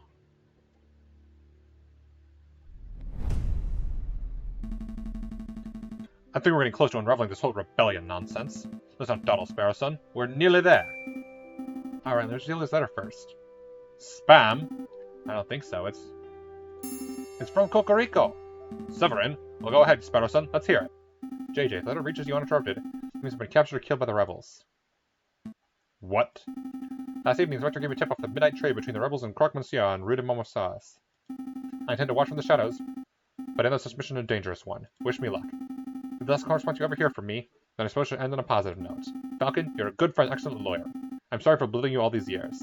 Kind regards, Severin Cocorico.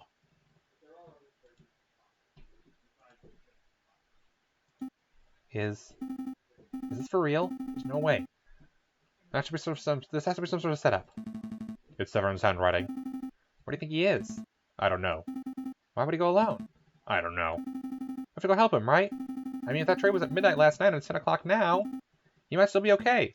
Maybe. I don't know. Come on, Falcon, pull yourself together. We gotta fast while there's still time on the clock. You're right. Sparrowson, grab your coat. We're gonna save Severin. Really? Are you serious?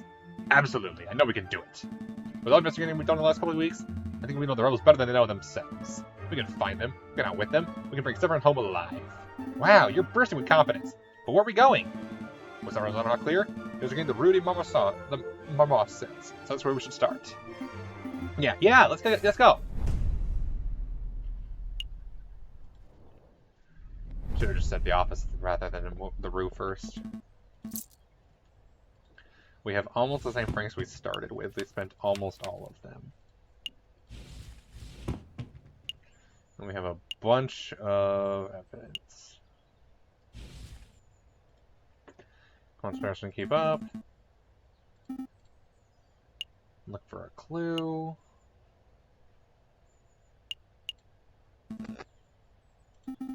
Okay. We did this last week. Someone was killed. There's bloody footprints. Body was dumped in a river. We had to Notre Dame. And this cost time.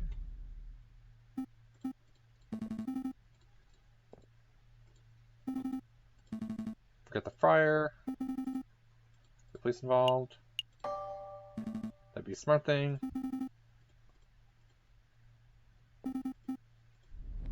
Straight down to... Man, I'm famished. When's that mouthy pair gonna leave me a duty so I can go grab a snack? The trail keeps going. Hey, isn't that concierge jailkeeper? Quack? It's Quack, you dummies! I had no idea you're a religious man, monsieur. I'm not. I had a career change. Private security pays much better than regular jailkeeping, you know? Monsieur, we don't have much time to keep it brief. We're following a trail that leads to the door behind you. We need you to let us past. The door behind me? Ha! You idiots! That door leads straight to the catacombs. You don't want to go down there. Catacombs? And besides, just because I know how to get in, doesn't mean I'm just going to let you pass. I got a job to do. I have integrity. I got promised access guard. That's what I'm doing. You want a bribe, don't you? Bingo! What you got? Hey, what are you doing? Monsieur, perhaps I wasn't clear. I am short of both time and patience. Are you going to tell us pass? We have to beat you until you're able to stop us. Jeez, no need to get violent, big guy. You can pass. Door's right behind me. Go on. Let's go to the catacombs. Is that simple? Yeah, that's simple. But a hidden bookcase or something? Go on, go look. Heh, what idiots. They're walking straight into a pitch-black maze without even a torch. I wonder, will they get lost and starve? Or find a crazy lion girl and get shot? Either way, ain't my problem. Okay, top spiral staircase, stays the abyss below. Here goes nothing. They begin to descend. Is there no extra context about it being even the catacombs? Well, we know it's the catacombs at least.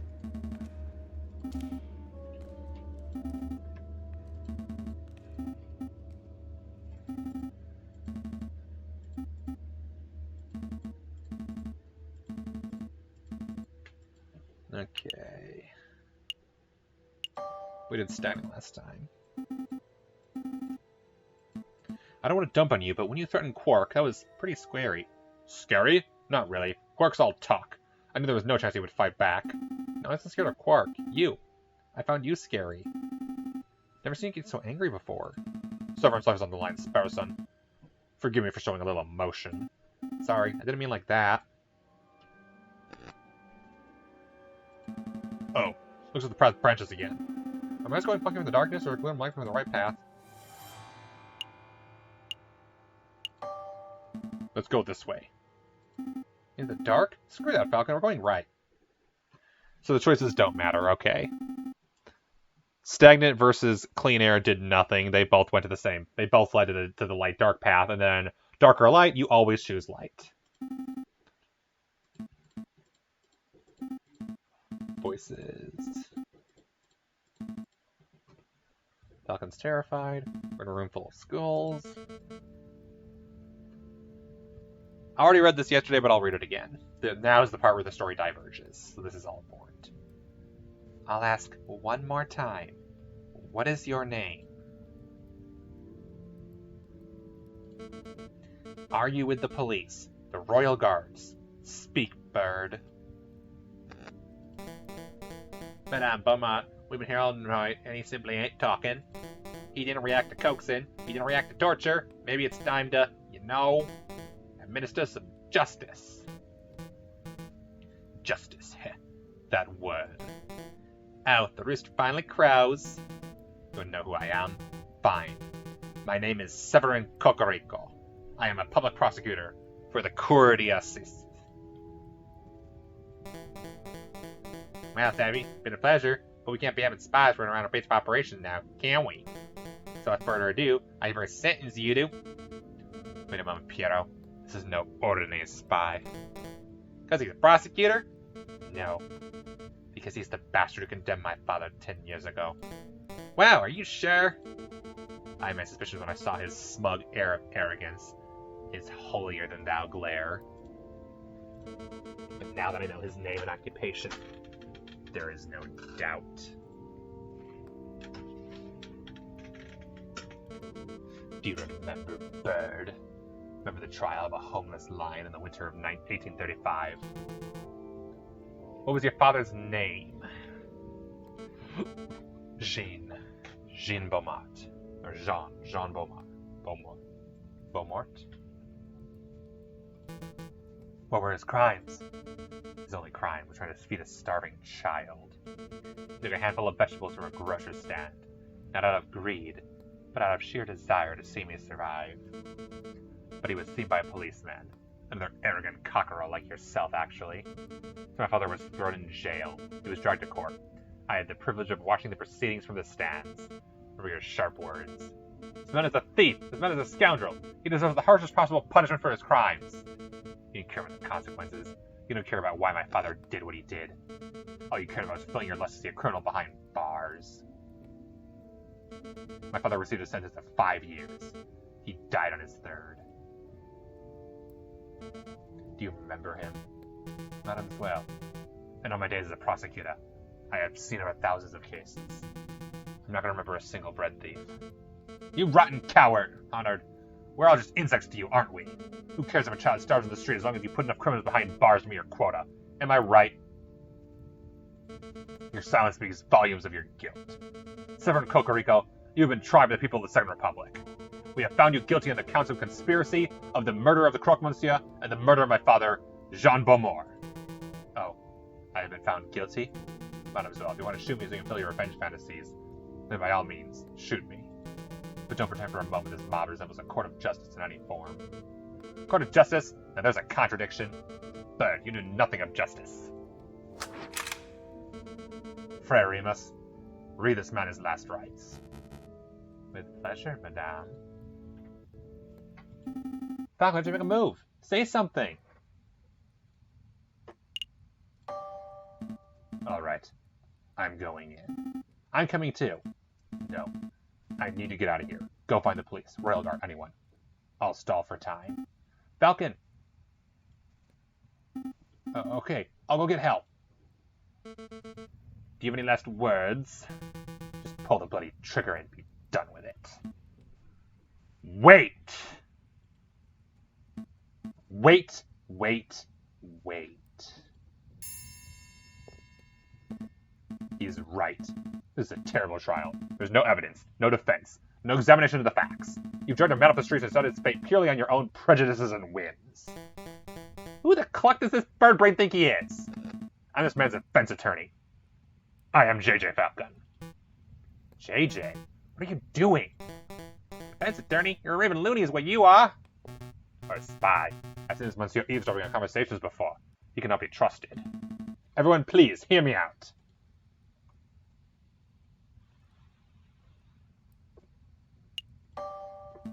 Theodore Remus, you're a man of God. Surely you don't approve of this mob violence. I see no issue. The good book is full of stories of violence.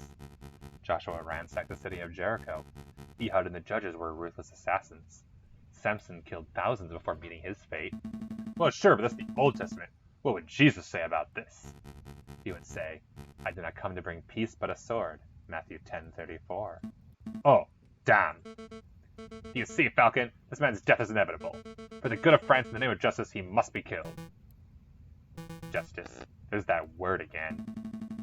Madame, I won't presume to know who you are, what you stand for. But shooting this man right now would not bring you justice. It only serves to satisfy your desire for revenge. Justice? Revenge? What's the difference?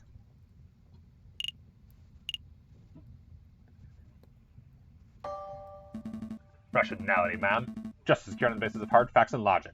It is instructed by petty emotions. Even based on my emotions, I can see this bird's guilt. There's the opportunity to prove it, madame. Show your leader who acts with reason, not brutal rationality. Madame, surely you are understanding the words of this heathen. Fine, Falcon. We'll play this your way. We shall have a former trial for the murder of the Croque-Monsieur. Excellent. Shall we head back to my office and file the necessary papers? Don't take me for a fool. You'll walk us right into a trap. We shall have the trial right here and now. Right here in the catacombs? It's as good a place as any. I suppose we'll be needing a judge. I volunteer. No thanks, Pierrot. We're trying to form a courtroom, not a circus. Ah. Just go see how the security's doing, Pierrot. We don't want any more spies wandering in. Rightio! Perhaps I can help, madame. You know that I'm a pious man after all. Okay, Remus, you can be our judge, and I will lead the prosecution. What about the jury? With due respect, I don't trust your peers to be impartial. Look around you. As we speak, we are being watched and judged by countless dead women and men. They shall be our jury. That may work as a metaphor, but in practical terms, it is me you're to convince, Falcon. Convince me that this bird is not guilty. After all, I am the one who holds the gun. Well, looks like we're ready to get started. Ahem. The trial of Severin Cocorico is underway. He stands accused of the murder of the man known as the Croque-Monsieur in cold blood. Madame Beaumont, please explain the details of what happened. Very well. Last night at circa midnight, 2 gunshots were heard on the Rue de Marmousses. Pierrot alerted us, and we managed to arrive before the police did. On the scene, I saw the man known as the Croque-Monsieur, a good friend of ours, lying in a pool of his own blood. Standing over the body, I saw the murderer, Severin Cocorico, still clutching his murder weapon. Am I to understand you have not witnessed the crime firsthand, madame, but you only saw the aftermath? Yes, but one of us did happen to see the incident itself. Madame Bernard, I found to see a pigeon run around our tunnels. I know pigeon, monsieur. He's a spy in any case. Let's execute him right now. It's all right. He's with me. With you? He's my assistant. He carries my bags and stuff. Falcon, I trust you don't have any other assistants lurking in the corner. No, madame. Take your lackey out of my sight. Psst, Falcon. What is it? I saw someone looking in the catacombs. I think he's watching from the shadows. Another rebel? I don't know. Guess when he saw me, he dropped this. What's this? Look, a pamphlet? Cult pamphlet out of your evidence folder.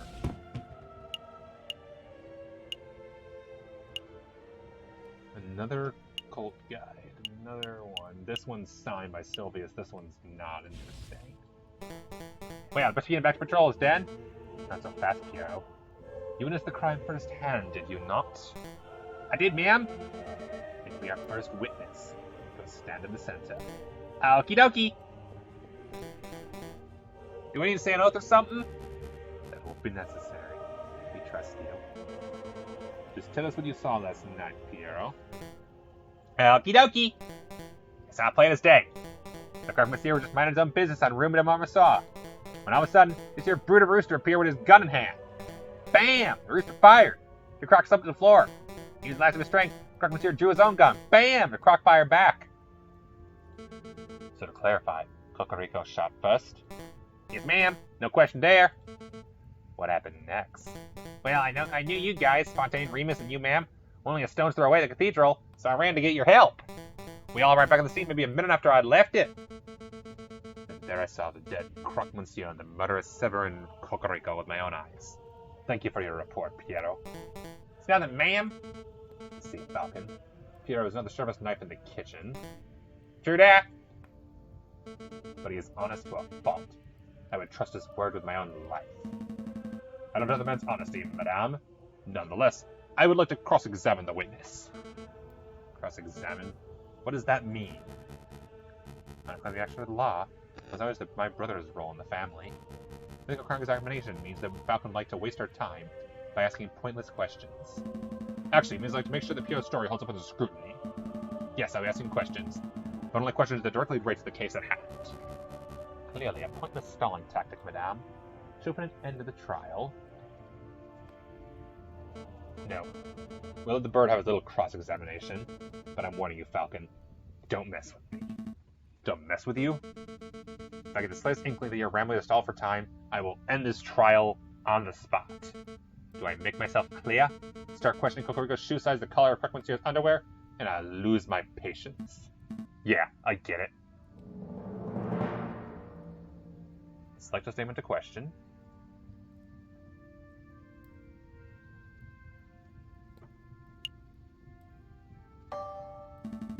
Piero, you say the Monsieur Cocorico fired first. Yep, the bird's expression was stone cold. Did it look like Severin Cocorico was feeling threatened prior to the shooting? Threatened how? Did Croque Monsieur have his gun fired? I don't think so. The croc drew his gun, but that was only after getting shot. As you're trying to argue, Falcon, you think this may have been a self-defense killing. A fruitless line of reasoning. The cockerel approached the crocodile. He's the one responsible for the encounter. Still. Hey, Falcon, these guys were buddies with Croque Monsieur, so you wouldn't be able to convince them that this murder was justified. Focus on the facts of the case. Find consistency and prove them wrong. You're right. It's sort of a strategy. And a question about Cocorico's gunshot?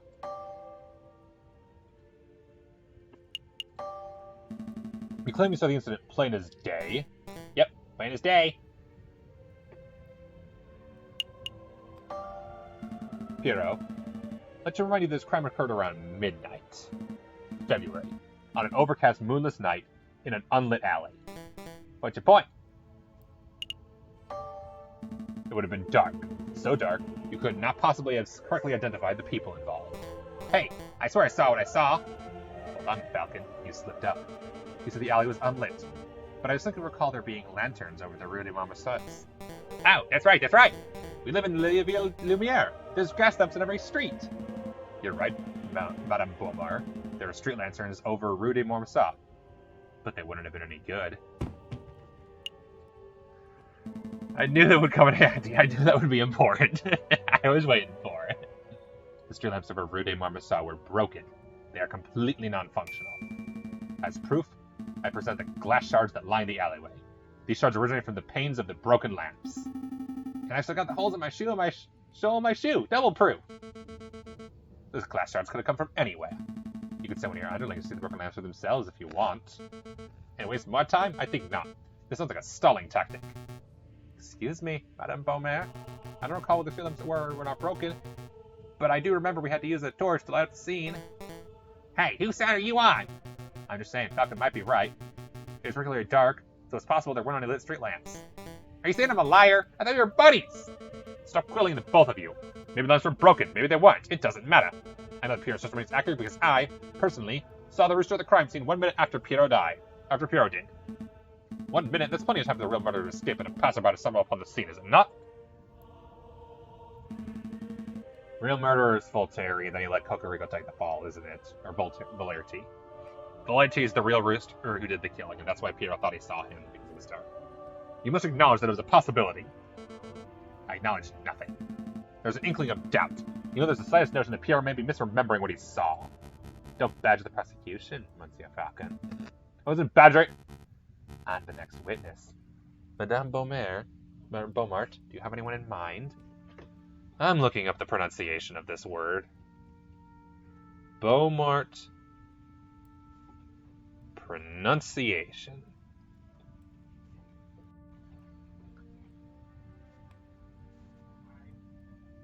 Too many French words in this French game. No, I want Beaumart. It's French. I don't want meaning, I want pronunciation.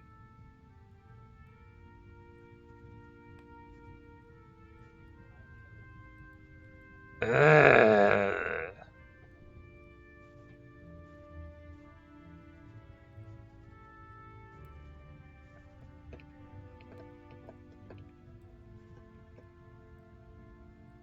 No, I don't want cuisine art pronunciation. That is not the same thing.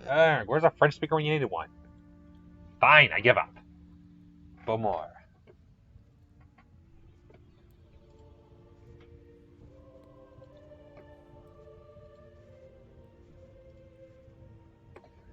On to the next witness. Madame Beaumont, do you have anyone in mind? I do. There was someone among us who was something of a gun connoisseur. A man who knows everything there is to know about the craft of weaponry. Oh, that's me again. Shut up, Piero. Get off the stand. Yes, ma'am. I call Fontaine forward. Very well. Now, Fontaine, is it true that you are a guns specialist?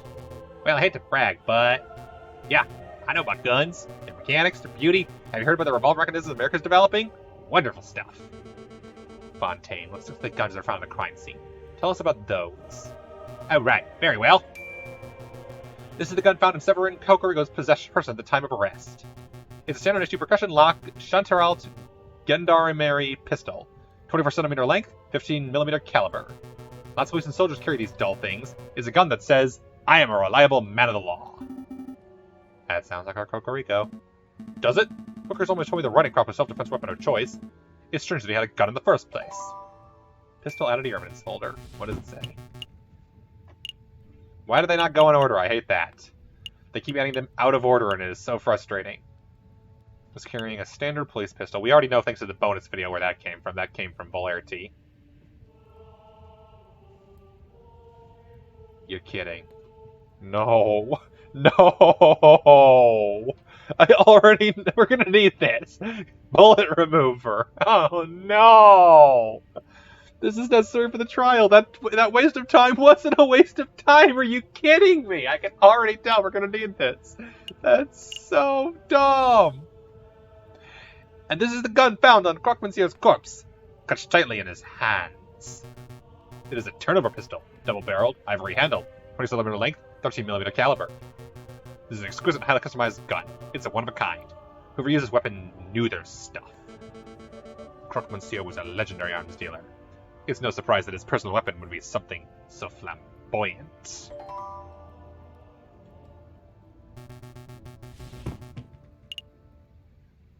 Ornate double-barrel turnover pistol, standard police pistol. But what's really fascinating about the Croque-Monsieur's gun is the ammunition. See, the bore of this pistol will be fitted with a set of grooves. Please stop, Fontaine. I didn't call you up here to show off your gun knowledge. Tell us when you uncovered and examined the Croque-Monsieur's bullet wound. Ah, right. Well, a lead bullet was embedded in the middle of Croque-Monsieur's sternum and appeared to have a straight angle of entry. In other words, the Croque-Monsieur was facing his killer when he was shot. That's right.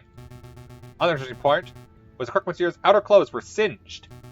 Typically only occurs when a person is close enough to a gunshot, directly burned by the gun's muzzle's flash. Gun's muzzle flash. And how close does a person have to be burned by a muzzle flash? Less than 3 meters, I would say. 5 at the very most. I'm playing Ace Attorney Investigations right now, and this exact same point came up in that case, too. That was hilarious. But there is no chance this was Rogue Sniper on the rooftops. The Croque-Monsieur's killer was standing in the Rue de Montmartre themselves. As is plainly evident, only one person was found in the Rue de Montmartre at the time of the incident. Prosecutor Cocorico. Well said, madame. I think you unequivocally proved this bird's guilt. Not so fast. I would like to cross-examine the witness. I don't think so. You're restricting your bounds, bird. Let the lawyer try, Remus. When he fails, there will be absolutely no doubt to anyone in the room that Cocorico is nothing but a bloodthirsty murderer.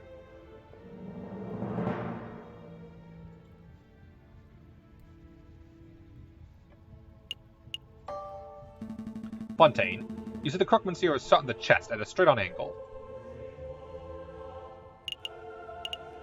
Never mind. Never mind. I have no more question about the bullet's angle of entry. Yeah, both of those feel like a massive waste of time and a way to piss them off. Can you draw me a diagram? Yeah, no. That's definitely just killing time. And bullet reflected? Yeah, no. That's not how that works. You mentioned the croque monsieur's clothes were singed. Right. His vest and jacket were slightly burned from the close-range muzzle flash. I wanted to see them. What, his clothes? Yes. Bring them out so I can do a proper examination of the evidence at hand. Back when we disrupted the croque monsieur down to his skivvies, Willie took his gun, I think Pierre took the change from his pockets, and left the body in the alley. Fully clothed, if that wasn't clear. Ah, I see. My mistake.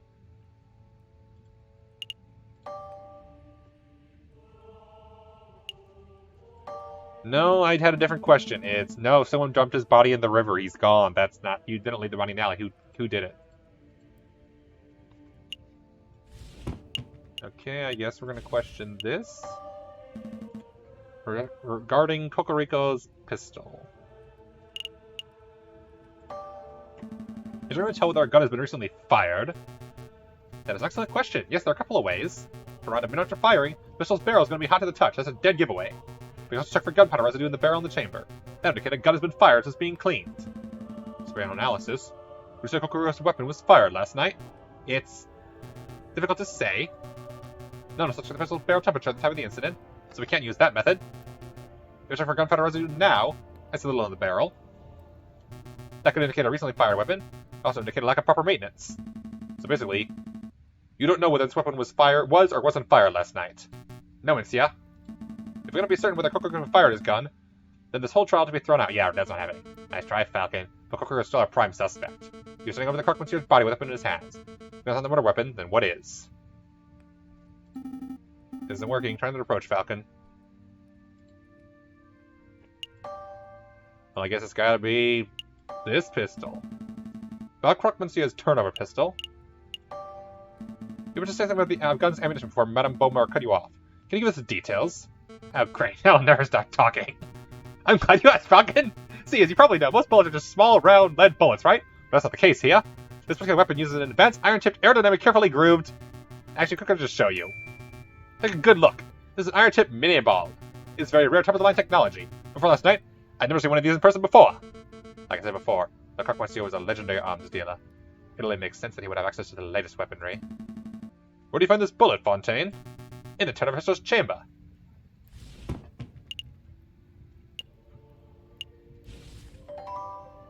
The mini-ball has been added to your evidence. High-tech iron-tipped bullet was found in the croque monsieur's gun. Hold on, I'm confused. I thought the croque monsieur fired his gun. So how is it possible his gun was still loaded with a bullet? The turnover pistol is double-barreled. That means it can hold two bullets at once, ready to fire in a quick succession. Ah, I see. The croque monsieur fired one bullet, but died before he could fire the second. If you have a question about this matter, Falcon, we wasted no time already. Not yet.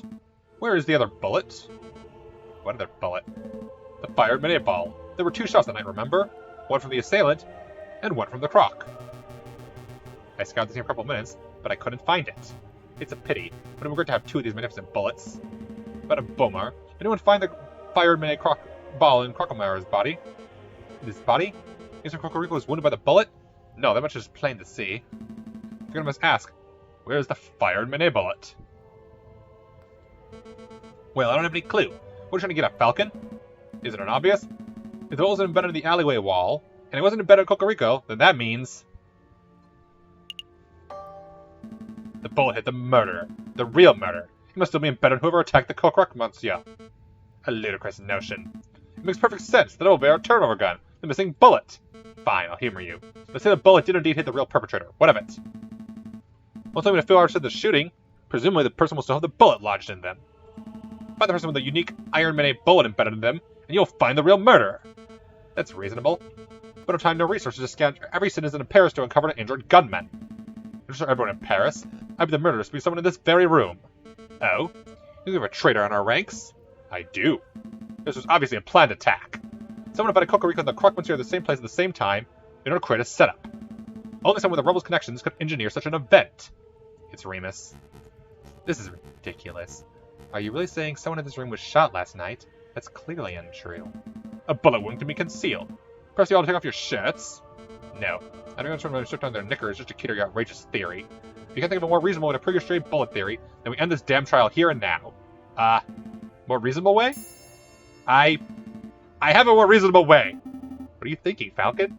Isn't it obvious? We have the perfect way to uncover whether someone has been shot. It's a genius solution.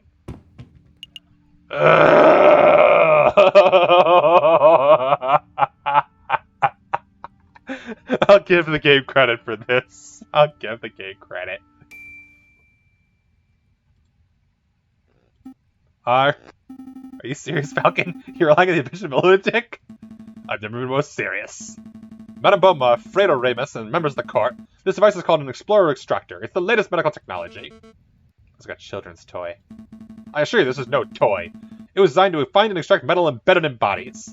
A battlefield bullet finder and remover, if you will. I'm intrigued. So you're saying you just swing the device around, and it finds a bullet in a person? Yes, sort of. I don't know, we haven't had a chance to practice with it, really? Madame, these birds are clearly preying you for a fool. There's no way that such a device exists. We have seen this device work with our own eyes. Sparrowson shall demonstrate. Me? Although he will need something to demonstrate it on.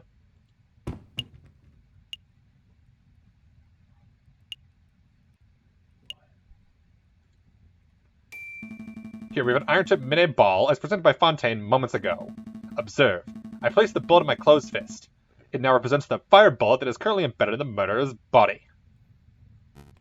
Allegedly. Now, Sparrowson will demonstrate what happens when my hand is scanned with the Explorer Extractor device. Let's do this, and... It's humming and buzzing. Is it really detecting that bullet? Absolutely. What an intriguing device. Hey, why don't we have her to extract right now? Please don't. Remember having that steak, right? My, what is this feeling? It feels like... power. Don't let it go to your head. Okay, I'm convinced. Falcon, Sparrowson, you may perform a cursory scan with each of us with that device of yours. You must stop humoring these morons, madame. What good is this doing us? Remus, they may be morons, but this test will get us certainty of the rooster's face. I can afford that time. Hey, Falcon, what will happen if the murderer is someone not present in this room? It most likely isn't. What? I'm stalling. Falcon! Gonna move on, you two. I really must express my displeasure that you are going along with this farce, Madame Beaumont. Let us end this trial right here and now. You can get the justice you so crave. Don't worry, Remus. My patience for this bird brain is wearing thin too. When this asinine scheme of his fails, he will face the consequences.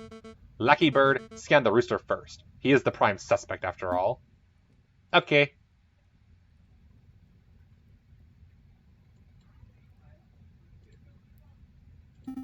I'm not getting any reaction. That means there's probably no bullet lodged in Kokoriko. So, he's innocent for sure. No, all it means is this bird was not shot by the hypothetical bullet. Don't forget, this is all speculation on Falcon's part. Madame, I must insist you end this. It is a fool's errand. We have other matters we must attend to. Remus, you let me worry about our time management. Piero, you go next. Alright, get it over with. No reaction. That means Piero wasn't shot either. No surprise there, right, guys? Let's see. Next we shall test. Madam, I implore you. You're being awfully lippy, Remus. Why don't you go next? Me? That is really not necessary, madame. I don't want to participate in this ridiculous child's game. This is no game, and I'm issuing you an order to cooperate. I refuse.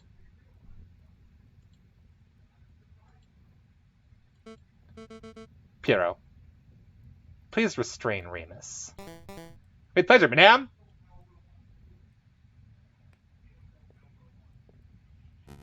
But what are you doing? Keep your filthy talons off me. I will not be manhandled by... Ow! Stop it! You're making a mistake. Madam, think a little harder. I have an alibi. I was with you the whole evening. Sparrowson, do the test.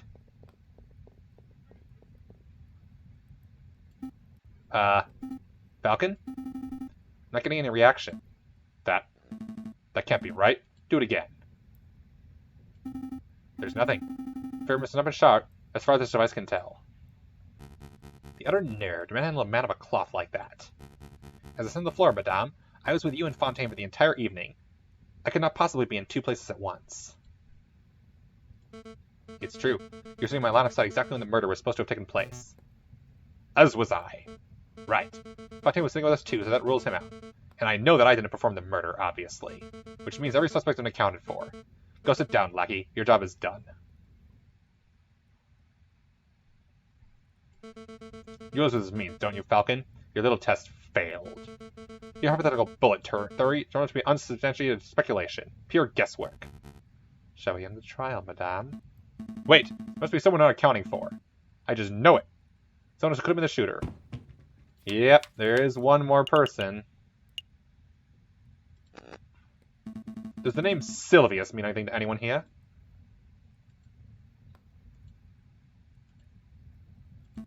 Oh. I was expecting some reaction. Fear Remus, are you sure you recognize the name Silvius? No. It means nothing to me. Be more direct, Falcon. Go straight for the jugular.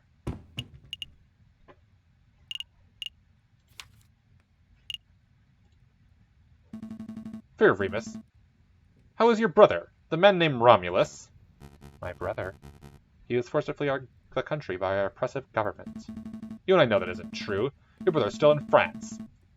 In fact, I think he's lurking in these very catacombs right now. An absurd notion. Your theory's getting more and more outlandish, Falcon. Where's your evidence? Oh, I know. I can enter this one. This! I found this in the catacomb tunnel. Introductory guide to the cult of reason. Thank you, Sparrowson. Now, Friar Remus. Does this pamphlet look familiar to you? No. I've never seen it before in my life. Are you sure? Are you sure it belongs to your brother Romulus? No. There are many cultists in Paris. Maybe it belongs to one of them. Falcon, I take your word that you're lucky you found this pamphlet in the catacomb. But Remus is right. You notice the man known as Romulus is the one who dropped it. The pamphlet could have been dropped by anyone. Could even have dragged in on the sole of Pierrot's shoe for all I know. Wouldn't it be the first time? Pierrot! Actually, madame, I know for a fact the pamphlet belonged to Romulus and I can prove it. A little while ago, while visiting the Louvre, I saw a man look very much like Romulus handing out pamphlets. Because this is after the printing press, but before you could regularly... It's not like two people would go out and buy the exact same pamphlet. Presumably the same person would have the same thing. You gotta remember the technology at the time. Like how they mentioned beforehand, guns usually have one bullet, have to be reloaded at the time. And double barrel means two bullets, which is a big deal. Keep in mind the tack. A little while ago, while visiting the Louvre, I saw a man who looked very much like Romulus handing out pamphlets. As you can see, the pamphlet for the Louvre is identical to the pamphlet of the catacombs, except for one important detail.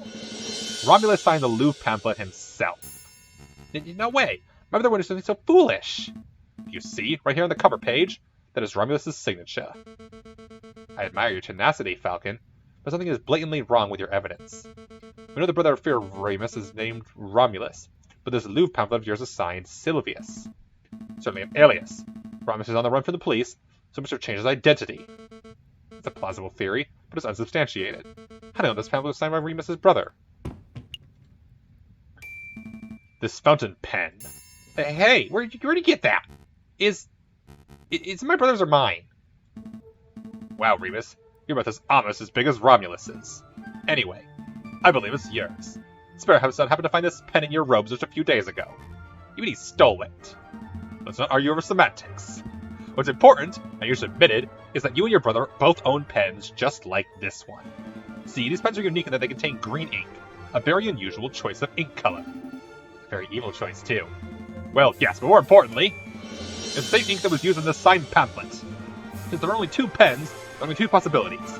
Either Fear Remus is signing off on atheist, cultist propaganda. I would never do such a thing.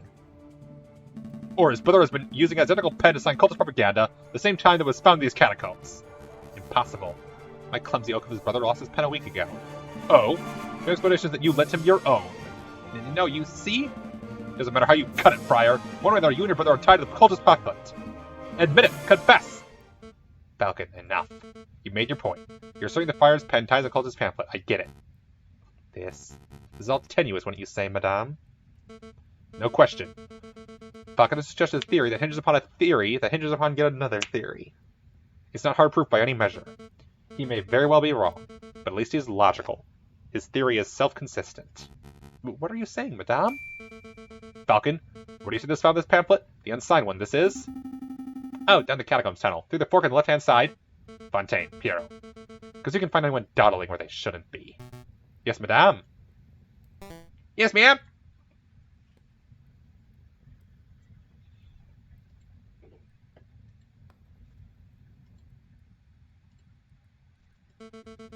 In a moment, one of two things will happen. Either Piero and Fontaine will return empty-handed, in which case I'll have no choice but to execute Cocorico, who still hasn't said a word since the trial started. And then I have to execute you, Falcon. And you, Sparrow Son. Us? Not because we've seen tonight, although it's immediately a problem, but because your lives would be treasonous to our new republic. I didn't sign up for this! Or Piero and Falcon will return with a prisoner in tow, in which case... Will you be free to cut Cocorico down to scale? Surely not, madame. I'm not gonna let these three just walk free after everything that's happened here. Remember this rooster did to your father? Hold your tongue, Friar. Don't you be deceiving me all this time? Madame Beaumont, look who we found! Ow, ow! Stop shoving me. I can walk myself. Uh-oh. Uh-oh. Well, well. We really do have a ghost in the catacombs. Introduce yourself, wolf. Very well, mademoiselle. My name... Madame. Right, madame. Whatever. My name is Silvius. Do you mean Romulus? The alias isn't fooling anyone, your honor. Right. I am Romulus, twin brother of Remus, and loyal servant of the Reverend Cause. That's the whole truth. He's telling the truth, madame. Long live the Second Republic? Right, guys? I have a lot of questions, both for you, Romulus, and for you, Remus. I don't appreciate being lied to. Seems you have your hands full, so we should be taking our leave. That's a fast, Falcon. Your theory is still unproven. If it turns out Romulus has no bullet in him, then you would have no evidence to implicate him of the Croque-Monsieur's murder. Cocorico would still be the prime suspect. But bullet in me? Ha ha ha! What are you guys on about? Spare me. Fontaine, hold him down. Hold me down? Ow! Ow, ow, ow, ow! Sparrow Son, do your test. I'm on it.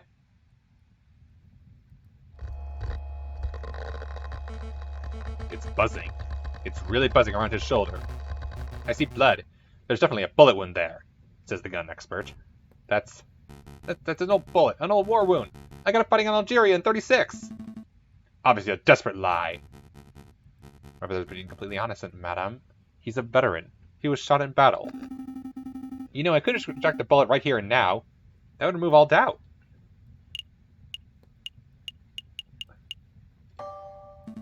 Don't do that, Sparrow Son. It would be needlessly cruel. Think about that device did to the poor chunk of steak. Oh, they had to. They did. Ow. I'm not gonna do that. I'm not gonna hurt your guys' ears. Whoops, my finger slipped.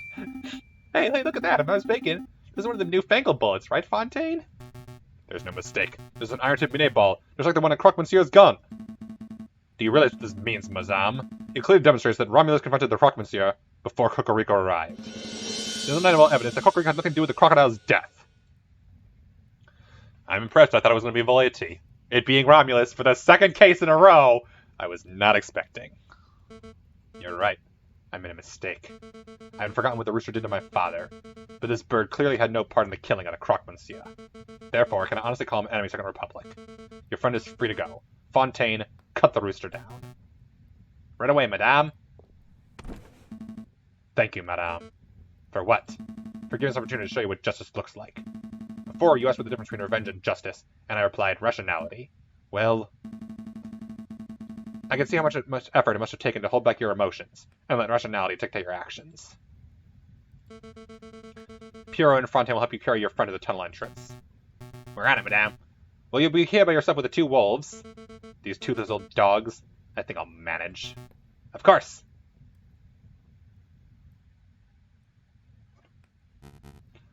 Come on, brother. To your feet. So, cultists. Cult is such a strong word. Listen, mademoiselle. Don't mademoiselle me. I shall be asking the questions here. Tell me, friar, are you a cultist too? Madame, I'm just a humble servant of God. Ugh, I never realized how poisonous your words are. You've been spewing lies since the very start, haven't you? Madame.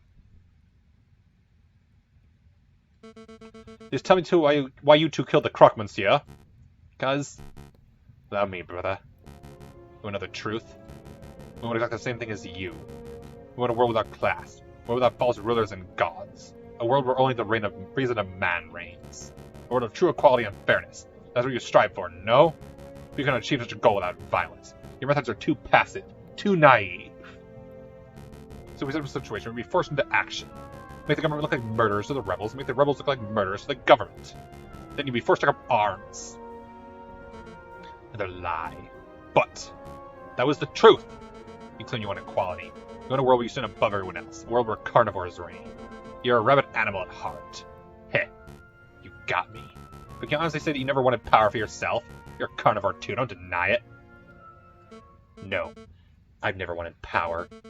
All I've ever wanted no child is to grow without a father. Do you know the croc monsieur was something of a family man? He must confide in me, and he had 5 children and a late wife. I had no idea. Tell me, Romulus. Do you have children? Me? No. Might as well,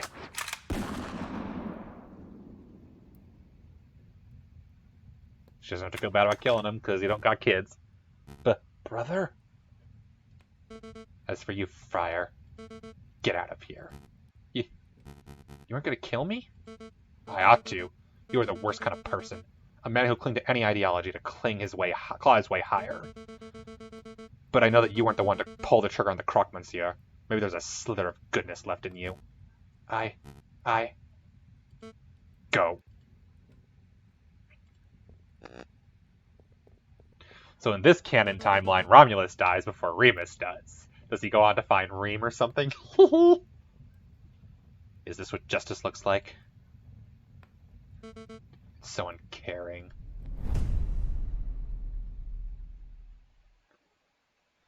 End of Act 3. Your game is insane. You should continue. Oh man, oh man! You kicked so much derriere at that impromptu trial yesterday. Those rebels were all like, we're executing this punk, mob justice, rah rah rah. But you were all like, this is how we do to your friend, chicken fuckers. And then they were all like, Sparrow son, let's get serious for a moment. Serious? You just pulled the craziest lawyer in the moving history of French law. We should be celebrating. We have time to pull the champagne. Did you see the anger in the rebels' eyes? Did you feel the tension in the air? We're just days away from violence breaking out in the streets. Oh yeah, I guess the revolution might be around the corner. But what else can we do? We already told the police everything we know. Unless... You think you're ironing yourself to the teeth and finding the rebel forces yourself, are you? What? No, you watch far too many action operas. I think I'm preparing a legal case. A case? For whom? At their core, all historical revolutions center on trials. A nation's rulers are tried and held accountable for their crimes. Here's the horrendous trial that took place last night. Nobody cares about due process when emotions are running high. Regardless of the outcome of the revolution, we need to make sure that everyone has equal opportunity for justice. That makes sense. So what's the plan? We head to Quenel's tavern and hand out some business cards? Think bigger. Who will the rebels target? The... king? Exactly. To the Palais Royal! Act 4B. Égalité.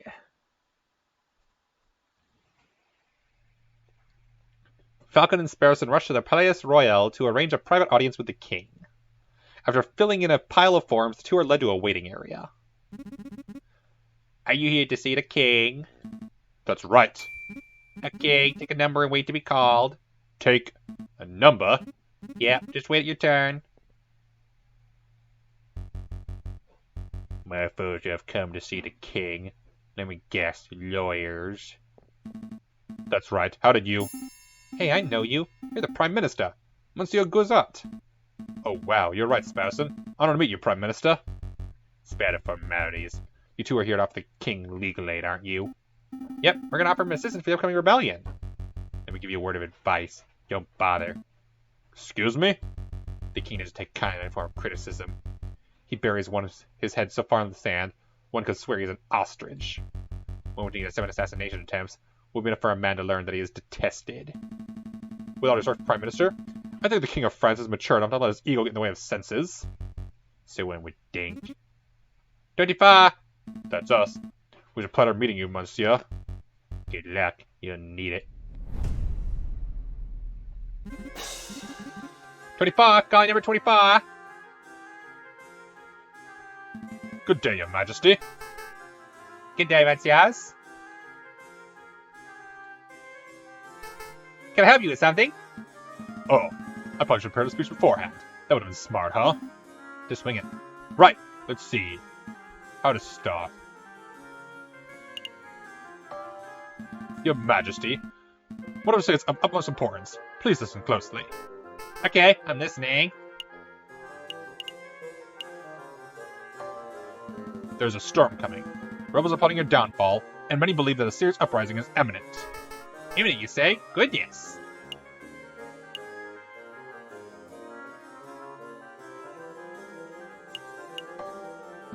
We are sure that a pitiful revolt will blow over in no time at all. Nonetheless, but to humbly offer our aid as lawyers. We may have great use of during this troublesome time. I think I understand. You do? I think you're a pair of con-artists trying to screw a self-made bourgeois out of his hard-earned cash. You have some nerve and you imply people hate me. I'm the citizen king. I'm beloved by all. Beloved kings tend to experience fewer assassination attempts. Beck! Have these 2 crooks thrown in jail. Maybe they'll teach them a thing or two about respect. Right away, your majesty. You can be serious. Oh. He was serious. Well, those are the 5 minutes you got me into. There's no need for that attitude, Sparrowson. We won't be in here for long.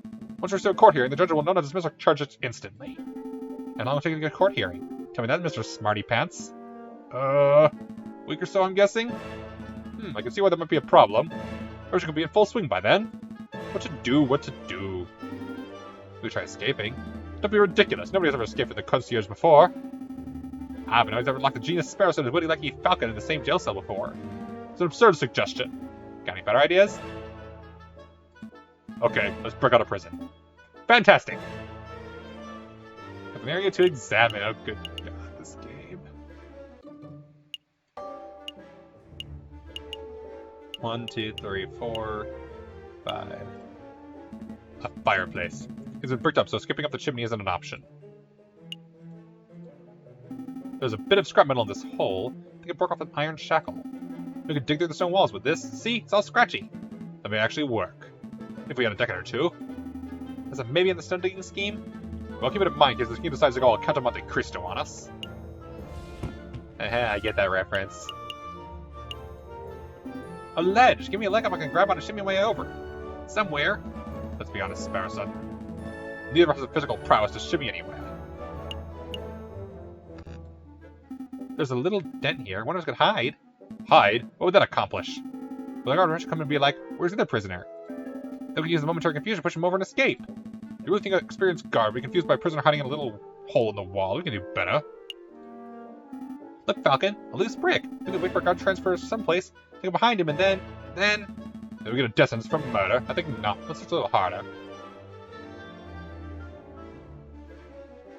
There's nothing, is there?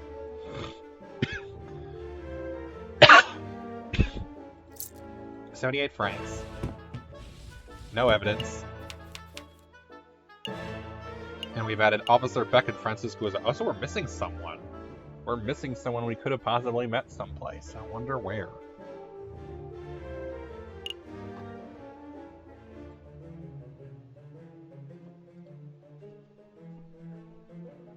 Oh, okay. Fascinating. And given that these usually appear in order,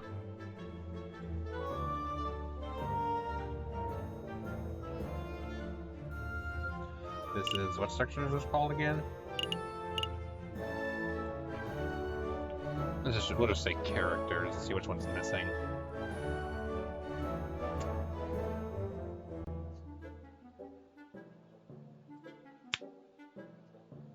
Escarpencia, Leone. So it's possible this was introduced in case 2.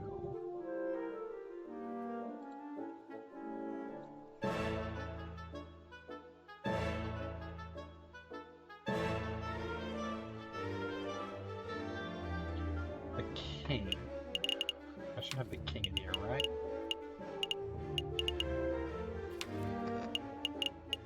Yep.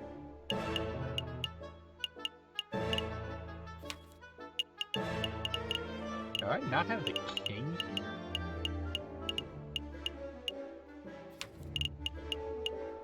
Remington, Mousy, Quanell, Juste, Quan, Major Howell, Severin, Rufus and Powell, Catherine, Launder, Nathan, Judge Romulus. I don't have the Emperor in the Dramatis personnel. That's who's missing, isn't it? That's impressive, though, because he should be theoretically right here. Especially when we have, you know, Juan Carrillo, Mousy, Major Howell, and Severin all next to each other. So yeah, my guess is I'm missing the Emperor and that they're going to add him later for just unrelated reasons.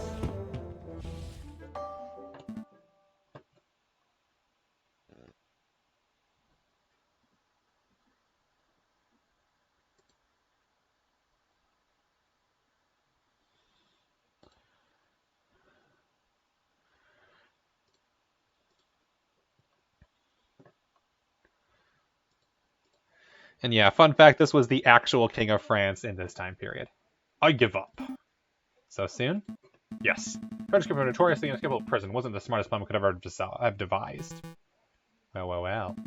That voice. That condescending tone. Just what are you two bird brains doing? Severin, are you alright? Yes, I'm fine. You just understand we're mostly superficial. Not advised about doing anything strenuous anytime soon, but give me the all-clear for returning to my job. So tell me, why did you get a memo informing me that J.J. Falcon and Sparrows will be held in the concierge for treason? It's all Falcon's fault. Naturally. I figured that if revolution is inevitable, we should do our best to ensure the uprising proceed in an organized manner. Less bloodshed, the better. Okay, so what do? We offer the king our assistance. We said we defend him in court if and when such a need arises. Well, we don't quite use those words. This is the first time the king has had someone in prison for something so pointless. What a pig-headed fool. Consider your charges dropped. Alright, let's get out of here. Hold on. You come interested with the idea of yours. A bloodless revolution. You are absolutely right that, if the king is captured, the citizens will devolve into an unruly mob of animals. We should prepare for a formal trial. No, we should preempt it. We? You're gonna help us? Of course. This isn't a task we handle by 2 birds alone. What do you mean by preempt, Severin? We're on the offensive. We charge the king with crimes against the French people before the rebels can even act. We can do that? We can certainly try. I'll start putting a case against the king. Margaret, we focus on the king's gluttonous and ill-armed fiscal policies. His lack of commitment to his socio-political promises, his overall ineptitude and irresponsibility of all facets of his duties as a monarchical ruler, and obviously, his denial of universal suffrage. Obviously. How am I supposed to defend a king from all that? You can't. Trying to get with logic and facts, the subsequent trial will inevitably result in a landslide guilty verdict. So I take a different approach. Appeal to the king's character. Try to win people's hearts with tells the beloved citizen king.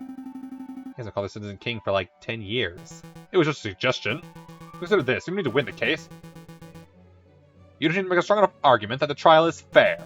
All that remains is ensure the king can be peacefully brought to the courthouse and the protests start to turn violent.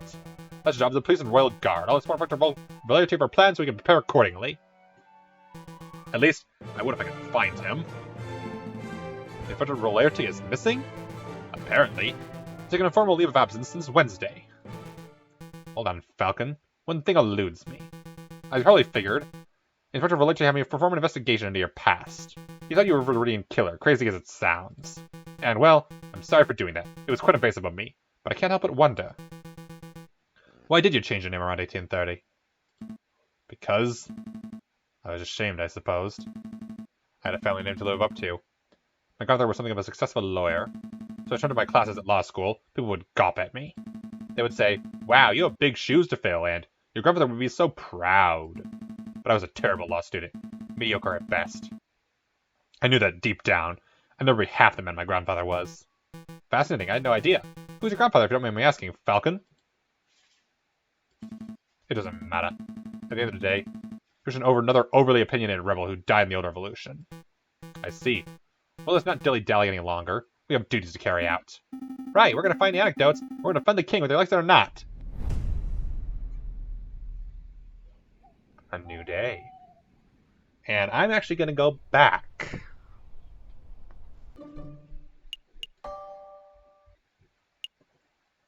Load a previous day. We're on case 4B, day 2. I'm going to go back to the trial.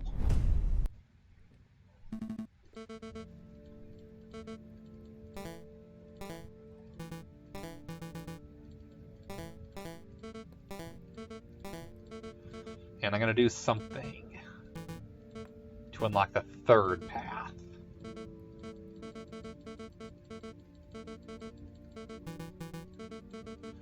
From what I'm told, the way to unlock the third path is to start the trial and then screw up terribly. I'm going to double check that quickly.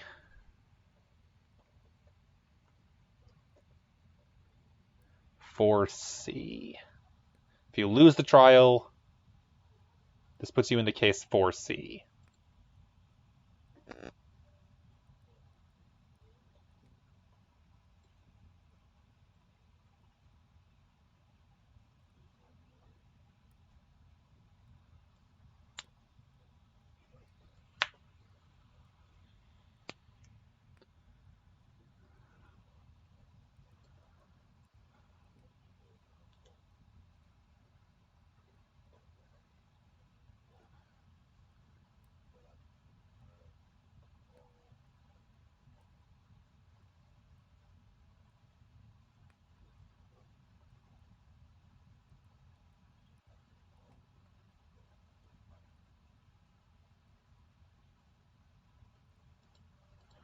Alright, so I need to lose this case. That shouldn't be difficult.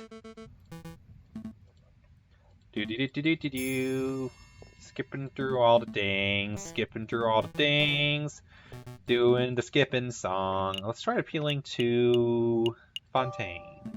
Once you have Fontaine, we all met a couple of occasions. Please look an intelligent, reasonable person. Why, thank you. I do consider myself to be reasonable. I'm sure you can see something wrong with dragging someone off by the street actually getting a trial. Well, I want to see better friends, monsieur. A friend with actually liberty for all. I don't enjoy violence, but I have no qualms of a traitor too dying to achieve the noble goal. Means to an end, you know? Do you see, Falcon? Inevitable...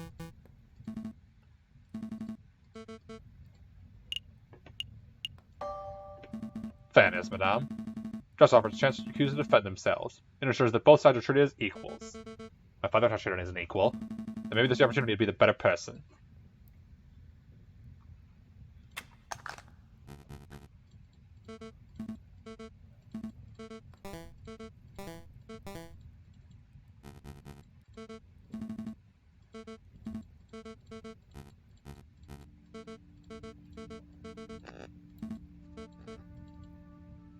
Okay.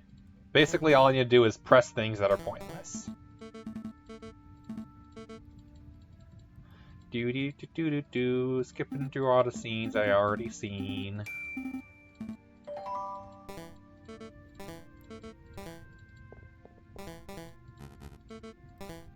Do-do-do-do-do-do. Do-do-do-do-do-do-do-do-do.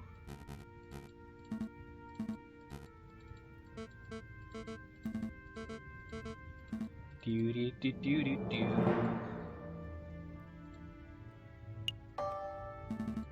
Once Zero drew his gun and fired back on the last of his strength. Possible third gunshot. What if heard? What if? I try to claim the hidden sniper. The bullet hit Cocorico. He was uninjured. For injured now. He's quite a beating. Torturing someone for any reason is horrific. I completely know you had a problem with it. You hypocrite. French legal system does suspect the rebels. Beatings, whipping, supervision, mutilation. Medieval torture devices. Actually, still going to be on Sand regime. Now you're no better. Sparing him for our judgment. Scowls.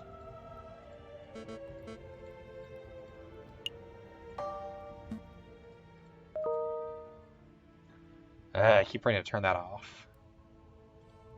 Let me guess, it's just Yammer. Yep, it's just Yammer. Work gamers. Yep. Players.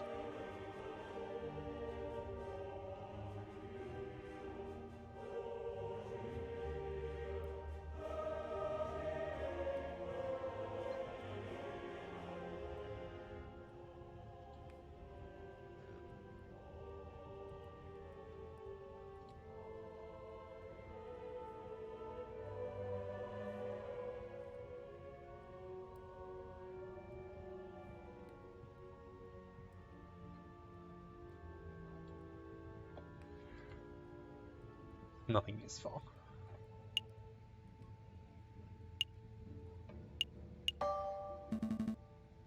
That place. Okay, where exactly were you standing?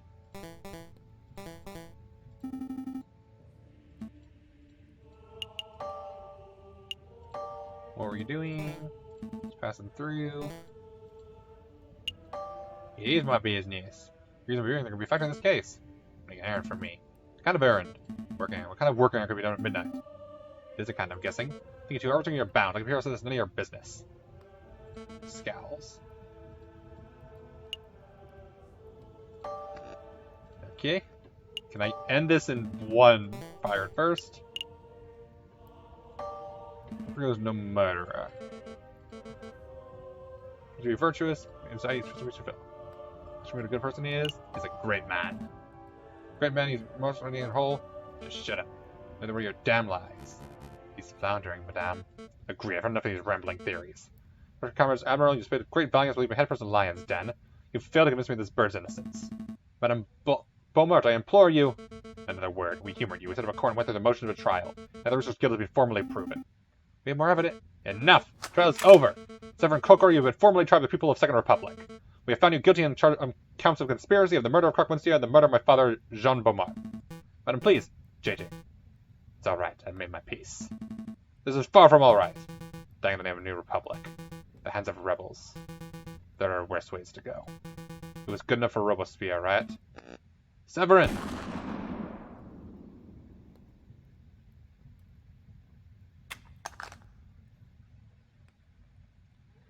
So no matter what, she kills someone. It's just that in 2 endings she kills Cocorico, and in 1 ending she kills Romulus. Tend to the body, Piero. Yes, ma'am. Do you plan to kill us too? Why would I do that? You two have nothing done wrong. I should never need you to try, let alone execute it.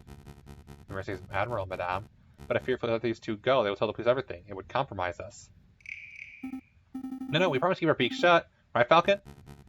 We're gonna trust the word of potential traitors. Madame, for the good of France, we must execute the birds right now. Some man of God you are. I do admit if you have a point, Remus. It's an unpleasant situation. What to do, what to do. Okay, I know. I'm gonna give you a choice. You have 2 options. First, I shoot you right here and now. Not something either of us particularly want, but if it must be done. Which option number 2? You join us. When you learn how to bring the new Republic into fruition. Your skills will be very much appreciated. Our skills? Somebody needs to draft new laws. Some to file the paper to secure the new Republic's internationally organized legal status. Some needs to prosecute the officials who corrupted this country. Wouldn't it be a glorious job? You mean prosecute the Prime Minister or the King? We can discuss specifics later. For now, you need to hear a decision. What will it be? I mean, I feel like this would be interesting, but I don't want to have to go through all this again. Fine, we'll work with you. Good, then a verbal contract's been made. So, what happens now? Piero and Fontaine will lead to Canard Joyo. I'll finish up here and meet you in 2 hours. Need to say we're keeping a close watch on you. Don't even think about running. Of course. Then we're done here. Fontaine, lead the way. Yes, ma'am. Come along, you two. Can't stand to be trusting these filthy lawyers, madame. They're probably plotting revenge for their dead friend at this very moment. I do trust them. Throughout that trial, I got the impression that Falcon was trying to de-escalate the situation, avoid violence. Such a viewpoint's naive, but exactly what we need to do in this revolution. They'll betray you. If they are stupid enough to even raise 1 feather against me, they will regret it. Even though there's currently no bullets in that gun. End of Act 3, your game has been saved, you wish to continue. You can come out now, brother. How did it go? Better than we ever hoped for. The rooster is dead, and the Madame has tasted her first blood. Heh, amazing. Completely worth getting shot for. The meddlesome Falcon tried to disrupt the execution. Falcon? Really? That tenuous wretch? Don't worry. He floundered and bumbled around hopelessly. The Madame thinks he's of some use, but really he's as good as dead. This is marvelous. Every piece is falling into place. Our dream will be reality in no time at all. To reason, brother. To reason. Act 4. Fraternity. I am curious, was the cult of reason actually a thing? It's in Europa 4. France's first established state-sponsored atheist religion, intended as a replacement for Catholicism during the French Revolution. Okay. Was held sway for barely a year, but was replaced by the rival cult of supreme being promoted by Robespierre. Oh, Pierre, interesting. Officially banned in 1802 by Napoleon in his law on cults of 18 Germany. Robespierre, French lawyer and statesman, influential figure. Really big on a bunch of stuff. Committee of Public Safety, as he signed 542 arrests. Exactly how responsible he was. Really big on killing things. About 90 people were acting in the days after. His obsession with vision of public indifferent to human costs, turning both the members of the convention and the French public against him. Remains controversial to this day. Reputation continued to be subject to multiple debates. Estimated 900 speeches. Estimated expressed his political and philosophical views forcefully. Principal ideologies of revolution. Established first democratic experience. Often revised, never implemented French Constitution until 1793.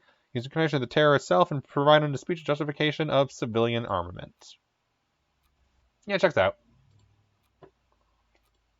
Either a good guy or a bad guy, depending on how you talk about him. That lines up.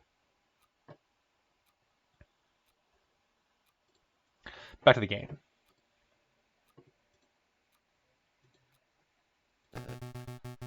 I've been on hard too much hate for the Madame. I know the rooster was your friend, but the Madame does what she does for the good of France. By a boy, this is awkward. It is a bit. Perhaps a round of drinks are in order. After all, this is a tavern. What do you two say? I mean no disrespect, Fontaine, but I'm not thirsty. Me neither. I get it. You're both a little shaken by what you saw. You guys give some wine? Just a small glass to calm the nerves? Fine, whatever. Very good. Piero, Patrick has some drinks. It's your round. My round? No way, it's your turn. Turns don't matter. You still owe me for that omelet I generously paid for last Friday. Yeah, well, you owe me for that coffee on Tuesday. Okay, that's 30 cents of coffee. That's around a 60-cent omelet. Plus the 25-cent peanuts you swiped from my pantry. Hold up. I ain't so good at mental arithmetic. Listen, Spare son, you need to go. Go? Yes. I'll create a distraction. You head straight for the back door. Is that such a good idea? If we both stick around, we could both end up dead as soon as we rub the line that's the wrong way. We both run, the two will probably shoot us in the backs. The way I see it, one of us running is the most viable option. Falcon. Don't argue. Once you're out, find Valerian and tell him what you've seen. Okay. That's agreed. You get this round and all you 2 cents. Yep. And I'll hold you 2 cents. You're up back. Don't you two move or nothing. You'll hold me the 2 cents? That Pierre is such a miser. Anyway, I don't feel like sitting in silence. Let's talk to pass the time. Fontaine, you want to play some cards while we wait? Some cards? Well, I'm no gambler. Sure, I can cook around with something. Great. Have you ever heard of Jacques Noir? Jacques Noir? No, but the name sounds dubious. It's fine, I assure you. Deal me in and I'll demonstrate. Why? The alternative was gun talk. I'll gamble over gun talk, I guess. I lose. I already know I lose. This game is rigged.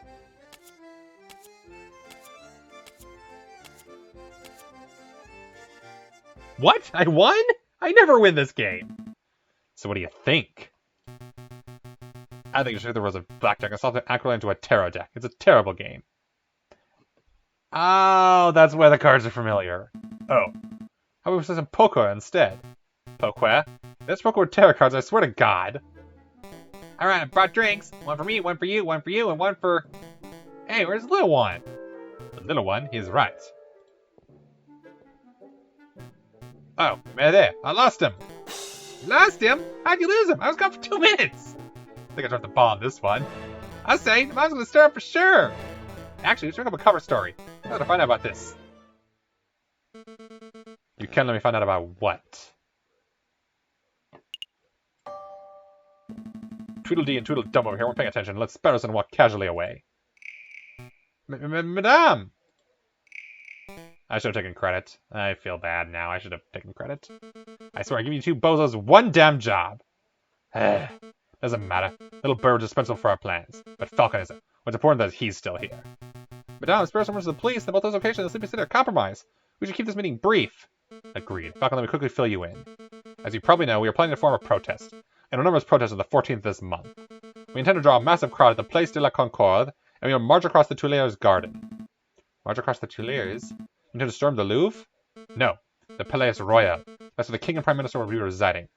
I'm looking to go peacefully, but... Peaceful uprisings have a habit of turning violent, don't they? Exactly. I can't let the leaders of the country escape amidst the chaos. They must be tried for their crimes against the French people. On that note, I want you to lead the prosecution. You want me to prosecute the King of France? The King and Prime Minister. They are both responsible for the rampant inequality that plagues this country. On the day of the revolution, we will drag both these overpaid bourgeois into the streets, and you shall prosecute them then and there. Think I understand? Prosecuting the pair for? Crimes against humanity, I suppose? It could certainly be done. If I interview a lot of citizens, gather a lot of evidence, fill some paperwork, I could probably prepare a case in around 2 months. What a luxury of time, usually in Judy on the day, just like you did in the catacombs. You can't be serious. There's no alternative. With the revolution already turning, the revolution will ignite in under a week. The question on my mind is, what do we do with you until then? You can leave him up, ma'am. Keep a eye on him. You think the church dog you guarding the little bird? I think not. I'll just have to guard you myself, Falcon. You spend this week at my side while I complete our preparations. At your side? All day and night? Absolutely. I'm not going to let you out of my sight for 1 minute. That seems excessive. You can trust me, madame. No, I can't. You're supposed to help me, but know that I don't actually believe in the cause of the Second Republic. If I give you 1 grain of freedom, you'll undoubtedly be free. This meeting is over. Come along, Falcon. A new day. Alright, and with that, we've unlocked both of the alternative endings. I'm debating which one I want to do next.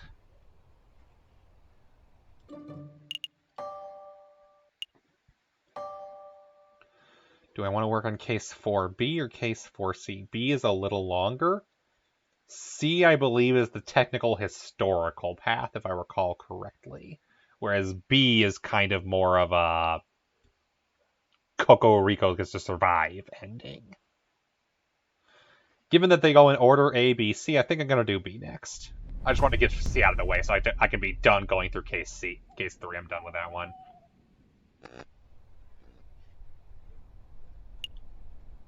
So for case 3, or case B, for B, we left off with we need to gather a case against the King of France, or in defense of. Given that we have only, let's see, we'll go, I'm guessing we can go to all 6 locations. But visitors, Monsieur Bell's visitors. Ah, but this is Monsieur Falcon and Monsieur Sparrowson. How may I help you out today? We're doing very well, Monsieur. We don't have much time, so let me cut to the chase. We're collecting positive anecdotes about the king. Open to have any? Positive anecdotes, How curious. As it happens, I met the king twice. Once, as you know, I was in my Juan Querido persona. Oh, right, of course. I don't think that's already been used to us. What was the other incident? I can tell you, but there's a price. Are you serious? It's just a money grabber. Fox has to eat, Monsieur. Fine, fine. How much do you want? 40 francs sound good? 10,000. I don't have that kind of money, Monsieur. Ah, no matter. I'm sure they have some way of repaying the debt. I see that my medical bills, we should be ready for basic food by like the year 4000? Let's not worry about that debt for now, messieurs. Let me just tell you the story. It was several years ago, 1841 I believe. I was lingering around the Ile de la Cité. I was in pursuit of an investigative lead, so I had adopted the persona and outfit of a sickly beggar. That's when I was approached by a kind-faced man, who was the king himself. He took a 20-franc coin out of his pocket. The king gave money to a sick beggar? Make someone look like a sick beggar? That's great, we can use that. I'm not done, monsieur. The king took the coin out and said, I know what it's like to be poor. When I was your age, I had only 1,000 of these in my name. Then he pocketed the coin and left. Oh. I'll make a note. Gave financial advice to poor and needy. Read that story is Andy Herman's folder. I have an anecdote of some use to you, monsieur. It might be, but I don't feel like I got 10,000 francs worth of material. I see. No matter. Just keep me on if you ever see a potential client. We will. Have a pleasant day, monsieur. This is gonna be how all of them go, isn't it? We're gonna get a bunch of stories of the king being a complete douchebag. Guaranteed. Le Hall. The marketplace. Time for some shopping, Falcon? Maybe later. For now, we need to find people who've spoken to the king. He's been known to pass through Le Hall on occasion, so if we're lucky... And yes, it's us, remember? We remember. We keep it well, madame. Absolutely. Never better. So what can I sell you today? Information. Looking for positive stories about the king. I don't suppose that you have any. The king? No. I ain't got nothing to say about the king. The king's, a smelly egg thief. Quiet, child. You have to say about the king having spies everywhere. So spies? Calm down, Sparrow. There's the king of having a lavish spy network are patently untrue. And how do you explain the shutdown banquets, huh? Government's coming on anyone 2 cents, you know? Let's get the conversation back on track. Joey, can you tell us why the king's a smelly egg thief? My name's not Joey. Nothing you need to concern yourself with, messieurs? Please go on, madame. Don't worry, we aren't spies. At least I don't think we are. I know, I trust you guys. See, a couple years ago, we were running a shop. An antiques and odds and ends shop. And we had an egg. It was this golden egg. Super precious. I just bought that thing for 200 francs, but it was easily worth 10 times that. We were planning on making a tiny sum from it. I see, an investment egg. So what happened? Well, one day we were visited by the king, no less. And old King Louis Phil shows an interest in our egg. We think we have a chance to make bank, right? But then the geezer just goes and waddles off with it. Without paying you? Oh yeah, he paid us all right. What's this? A coin when the king's guards slipped our way. It isn't even French. Britannia. I think this is British. One of those crazy imperial unit coins from a crazy imperial country. I have no idea what the British-French exchange rate is. But can we buy this off you, madame? Be a while we keep it. It's worthless to me. Head to your errands folder. Losing the egg bankrupted us. Puts on the streets. But now we bounce back. So tiny game bay better than ever. That's excellent to hear. Anyway, let's take our leave. You've been a huge help, madame. We're gonna kick that king's buck and get your egg back. Hold on. Supposed to be defense. This is not gonna go well for the king. The king is so screwed.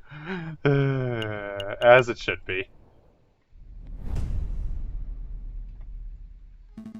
Ah, just the dodo I wanted to see. Madame Quadrael, quick question. Have you ever served the King of France? Good one, Han. That's hilarious. Me serving the king. Me! Would you like some wine, your majesty? Tee-hee! I can't wait to serve the King of Denmark. Ha-ha! I think that was a no. And I think you might be right.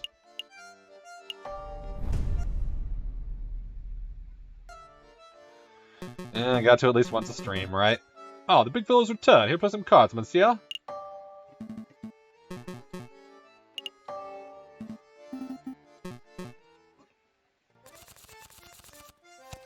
Yeah, I did not realize that it was blackjack with that chair. I can't explain it.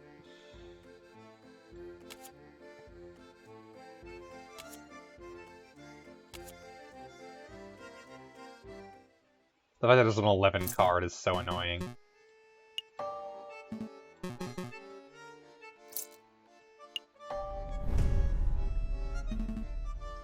Inspector Valerti?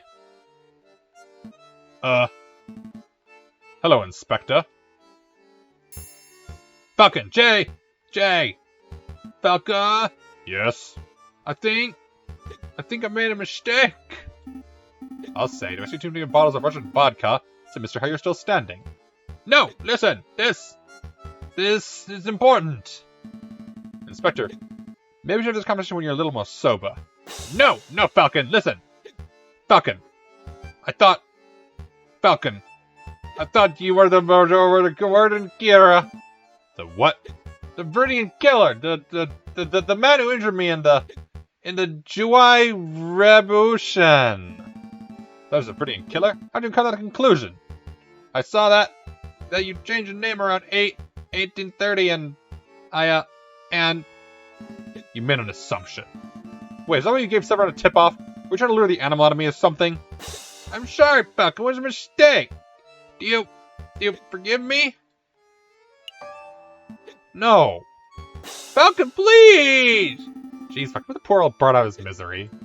He nearly got you, me, and Severin killed. Yeah, look how sorry he is. At least humor the guy. Fine. I'll just forgive it, Inspector. You've assumed that I'm a mass murderer and that for nearly killing me and Severin in order to prove it. Oh, thank you! Thank you, Falcon! Listen closely, Inspector. I have a favor to ask of you. Favor for you, JJ, anything! Mission's Inspector's a little more coherent. No, want to help. I must pay my debt. Excellent. So Severin and I are playing a case, a very big case, against the King of France. We're just trying before rebels can get their hands on him. When the rebellion starts, you can bring the king to the courthouse. You can do that. Inspector? Treason! You're sympathizing to the rebel cause! This isn't treason, Inspector. We're ensuring the safest outcome to a rebel revolution. You're treason! You're treason! You're scum! Told you. Incoherent. Yeah, guess you're right, Sparrow Son. Well, Inspector, maybe you should contact us if you change your mind. And once you've sobered up. We ready to hit the road? Let's go. Yep, let's make a move.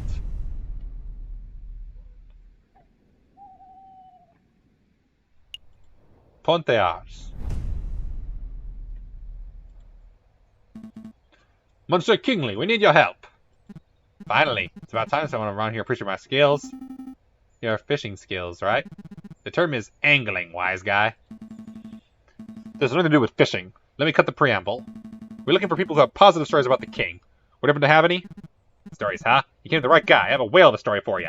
The other day I was fishing and I caught this monster of a catfish. It was 2 meters long, easily. Here we go. I caught a fish and it was this big. I was sure I'd drag a 90-kilogram falcon out of the water and everyone buys it. But I claim to catch one big fish and suddenly everyone's a skeptic. Please continue your story, Monsieur Kingsley. Oh, right. Suddenly the king of all people happened to be walking by with his entourage. And they all clapped and cheered and came over to see the fish. And the king says, I'm hungry. Let's cook this fellow up. He just walks off with my fish. Can you believe that? I can believe that. It's something a royal penguin would do. Do you get paid for your fish? Oh, yes. One of the royal guard wants to flip me 1 franc my way. 1 franc! This will flip the bird. No offense. Aha, so the king supports local fishing industry. I'm writing this down. Tucson story has been out of your own folder. Holy crap. That's given financial advice. Renner claims the king has given financial advice to the poor and needy. Tucson claims the king supports local fishing industries. We're getting a single British coin as payment for a priceless golden egg. Ugh, the king is not looking great. Kind of like he's a terrible person. To be fair, the revolution doesn't treat him well.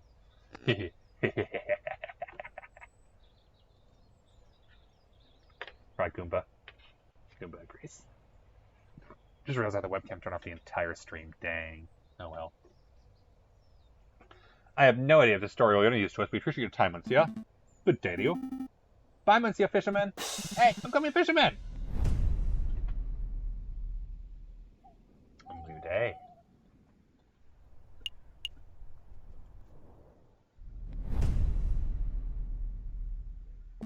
Excuse me, Judge Maxime. Oh, hello, Falcon. Nice work on the catacombs business. Word has really spread about your impromptu lawyering skills. Really? I'm getting a reputation? Hey, I helped too.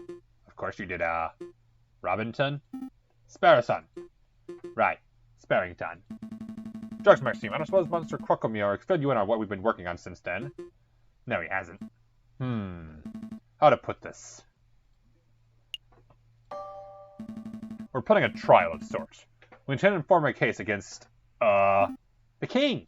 Right, and, why do you adjugate? A trial against the king? Interesting. What are his exact charges? Not sure, to be fairly honest. That seems more like Severin's territory. You aren't even sure of that. I don't think you're quite prepared for this trial. Maybe we should leave this to lawyers who have a little more experience. I see. Well, thank you anyway. Let's go move, Sparrowson. What about our judge? Doesn't matter. Let's focus on building a solid defense for the case. We can wing it from there. No can even hold the trial without any judges at all. Just Cocorico, me, and the king in the middle. It's strange, Falcon, you're like your grandfather. And yet you're nothing like him. But wait, you knew my grandfather? Well, I wouldn't say knew.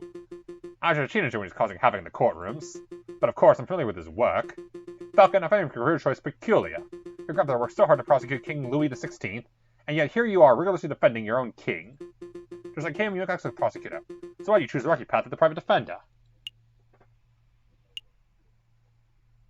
To be honest, I'm not entirely sure.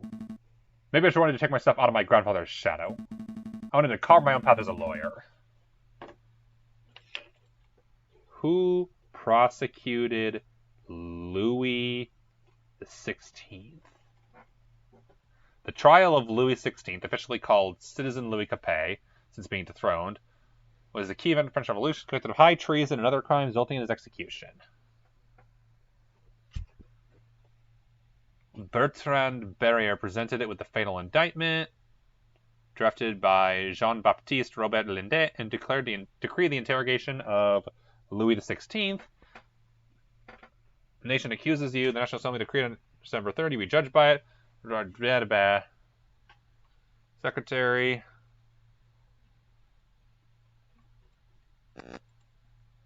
The defense team.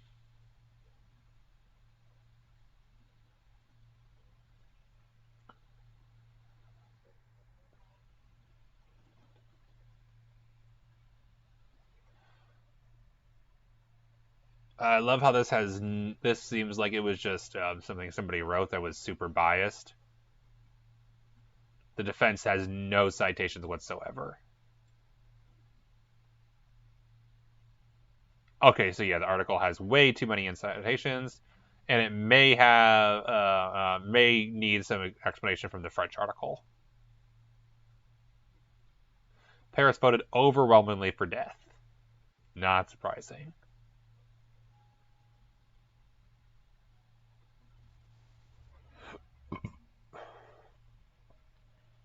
He was guillotined.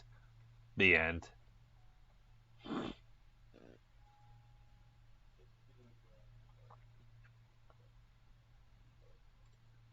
So his grandfather was the prosecutor of the war. That is interesting.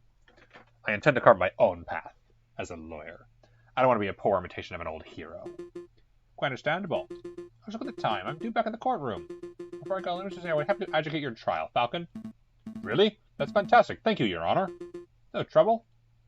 Show me the grandson of Maximilian Robespierre. Oh!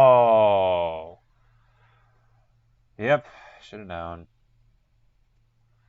That was mentioned in the article, but not as prosecutors. I wasn't entirely sure, but yeah, that makes sense.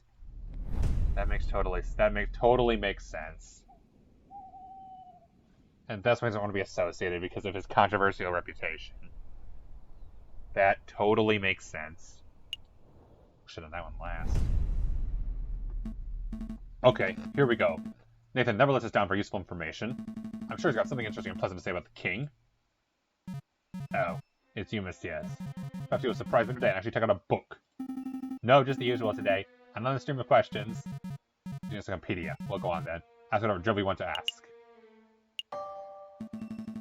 Have you ever met King Louis Philippe?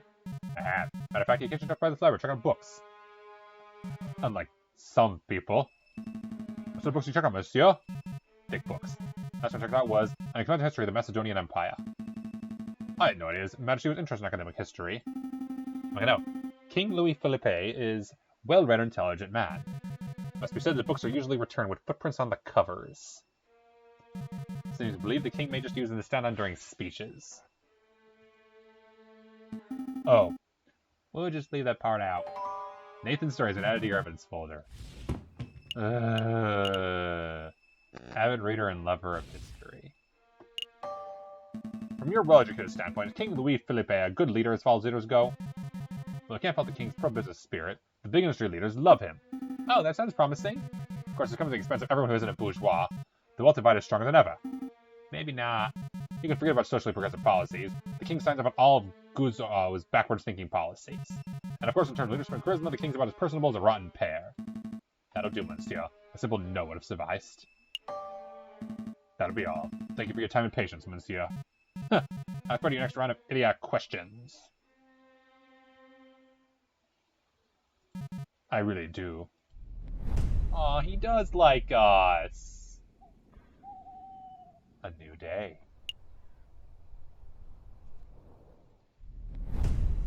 The final day of this ending, I believe. What's planned for today? Heading to Louvre? Checking out Le Hall, maybe? Actually, I was thinking... Severin, how rude. Don't they teach you to knock? No time for bickering, JJ. It's time. Time? For what? The trial, you dunce. Already? A large protest started forming at the Place de la Concorde. No doubt it'll turn to an unruly mob before long. The spirit of revolution's in the air. We must act now. I'm sending necessary preparation to the courthouse, so I need to get the king from the Palais Royal. You want me to drag the king to the courthouse? Then you sure I can drag him from his chair. Use diplomacy, you dolt. I'm sure you think of something. Right. Come on, Sparrow son. We have a king to defend.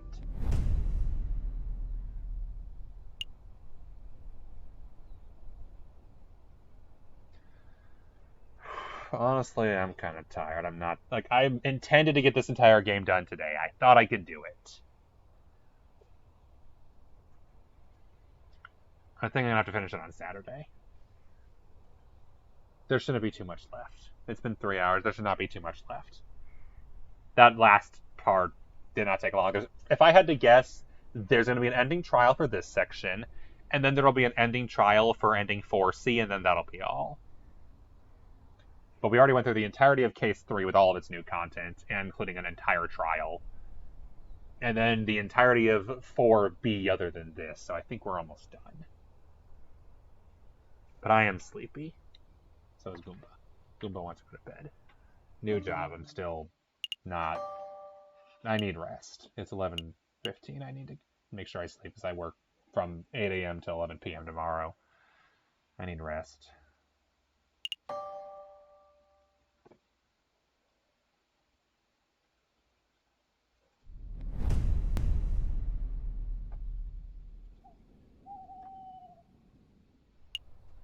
Interesting, okay.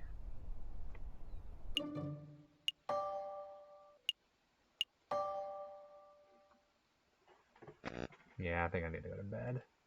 Just for my own health. Thanks everyone for joining. It's always a pleasure.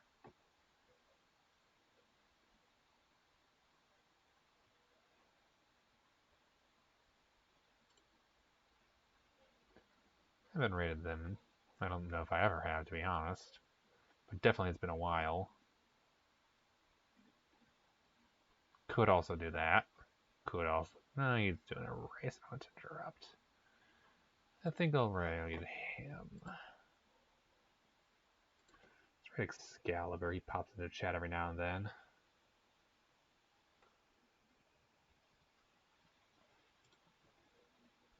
Let's go raid and say hi. He's doing just a just chatting podcast stream. Could be fun. No idea what to expect. Let's find out. Thanks everyone for joining. We'll finish this on Saturday. And then I'll go try to finish. And then I got a special surprise. Should be fun. I'll know next week's game when I actually log into work. I still can't. There were computer issues with the new job. Doesn't fail. I'll have something. I promise things will be normal again someday. Thanks, guys. Thanks for being here. See ya.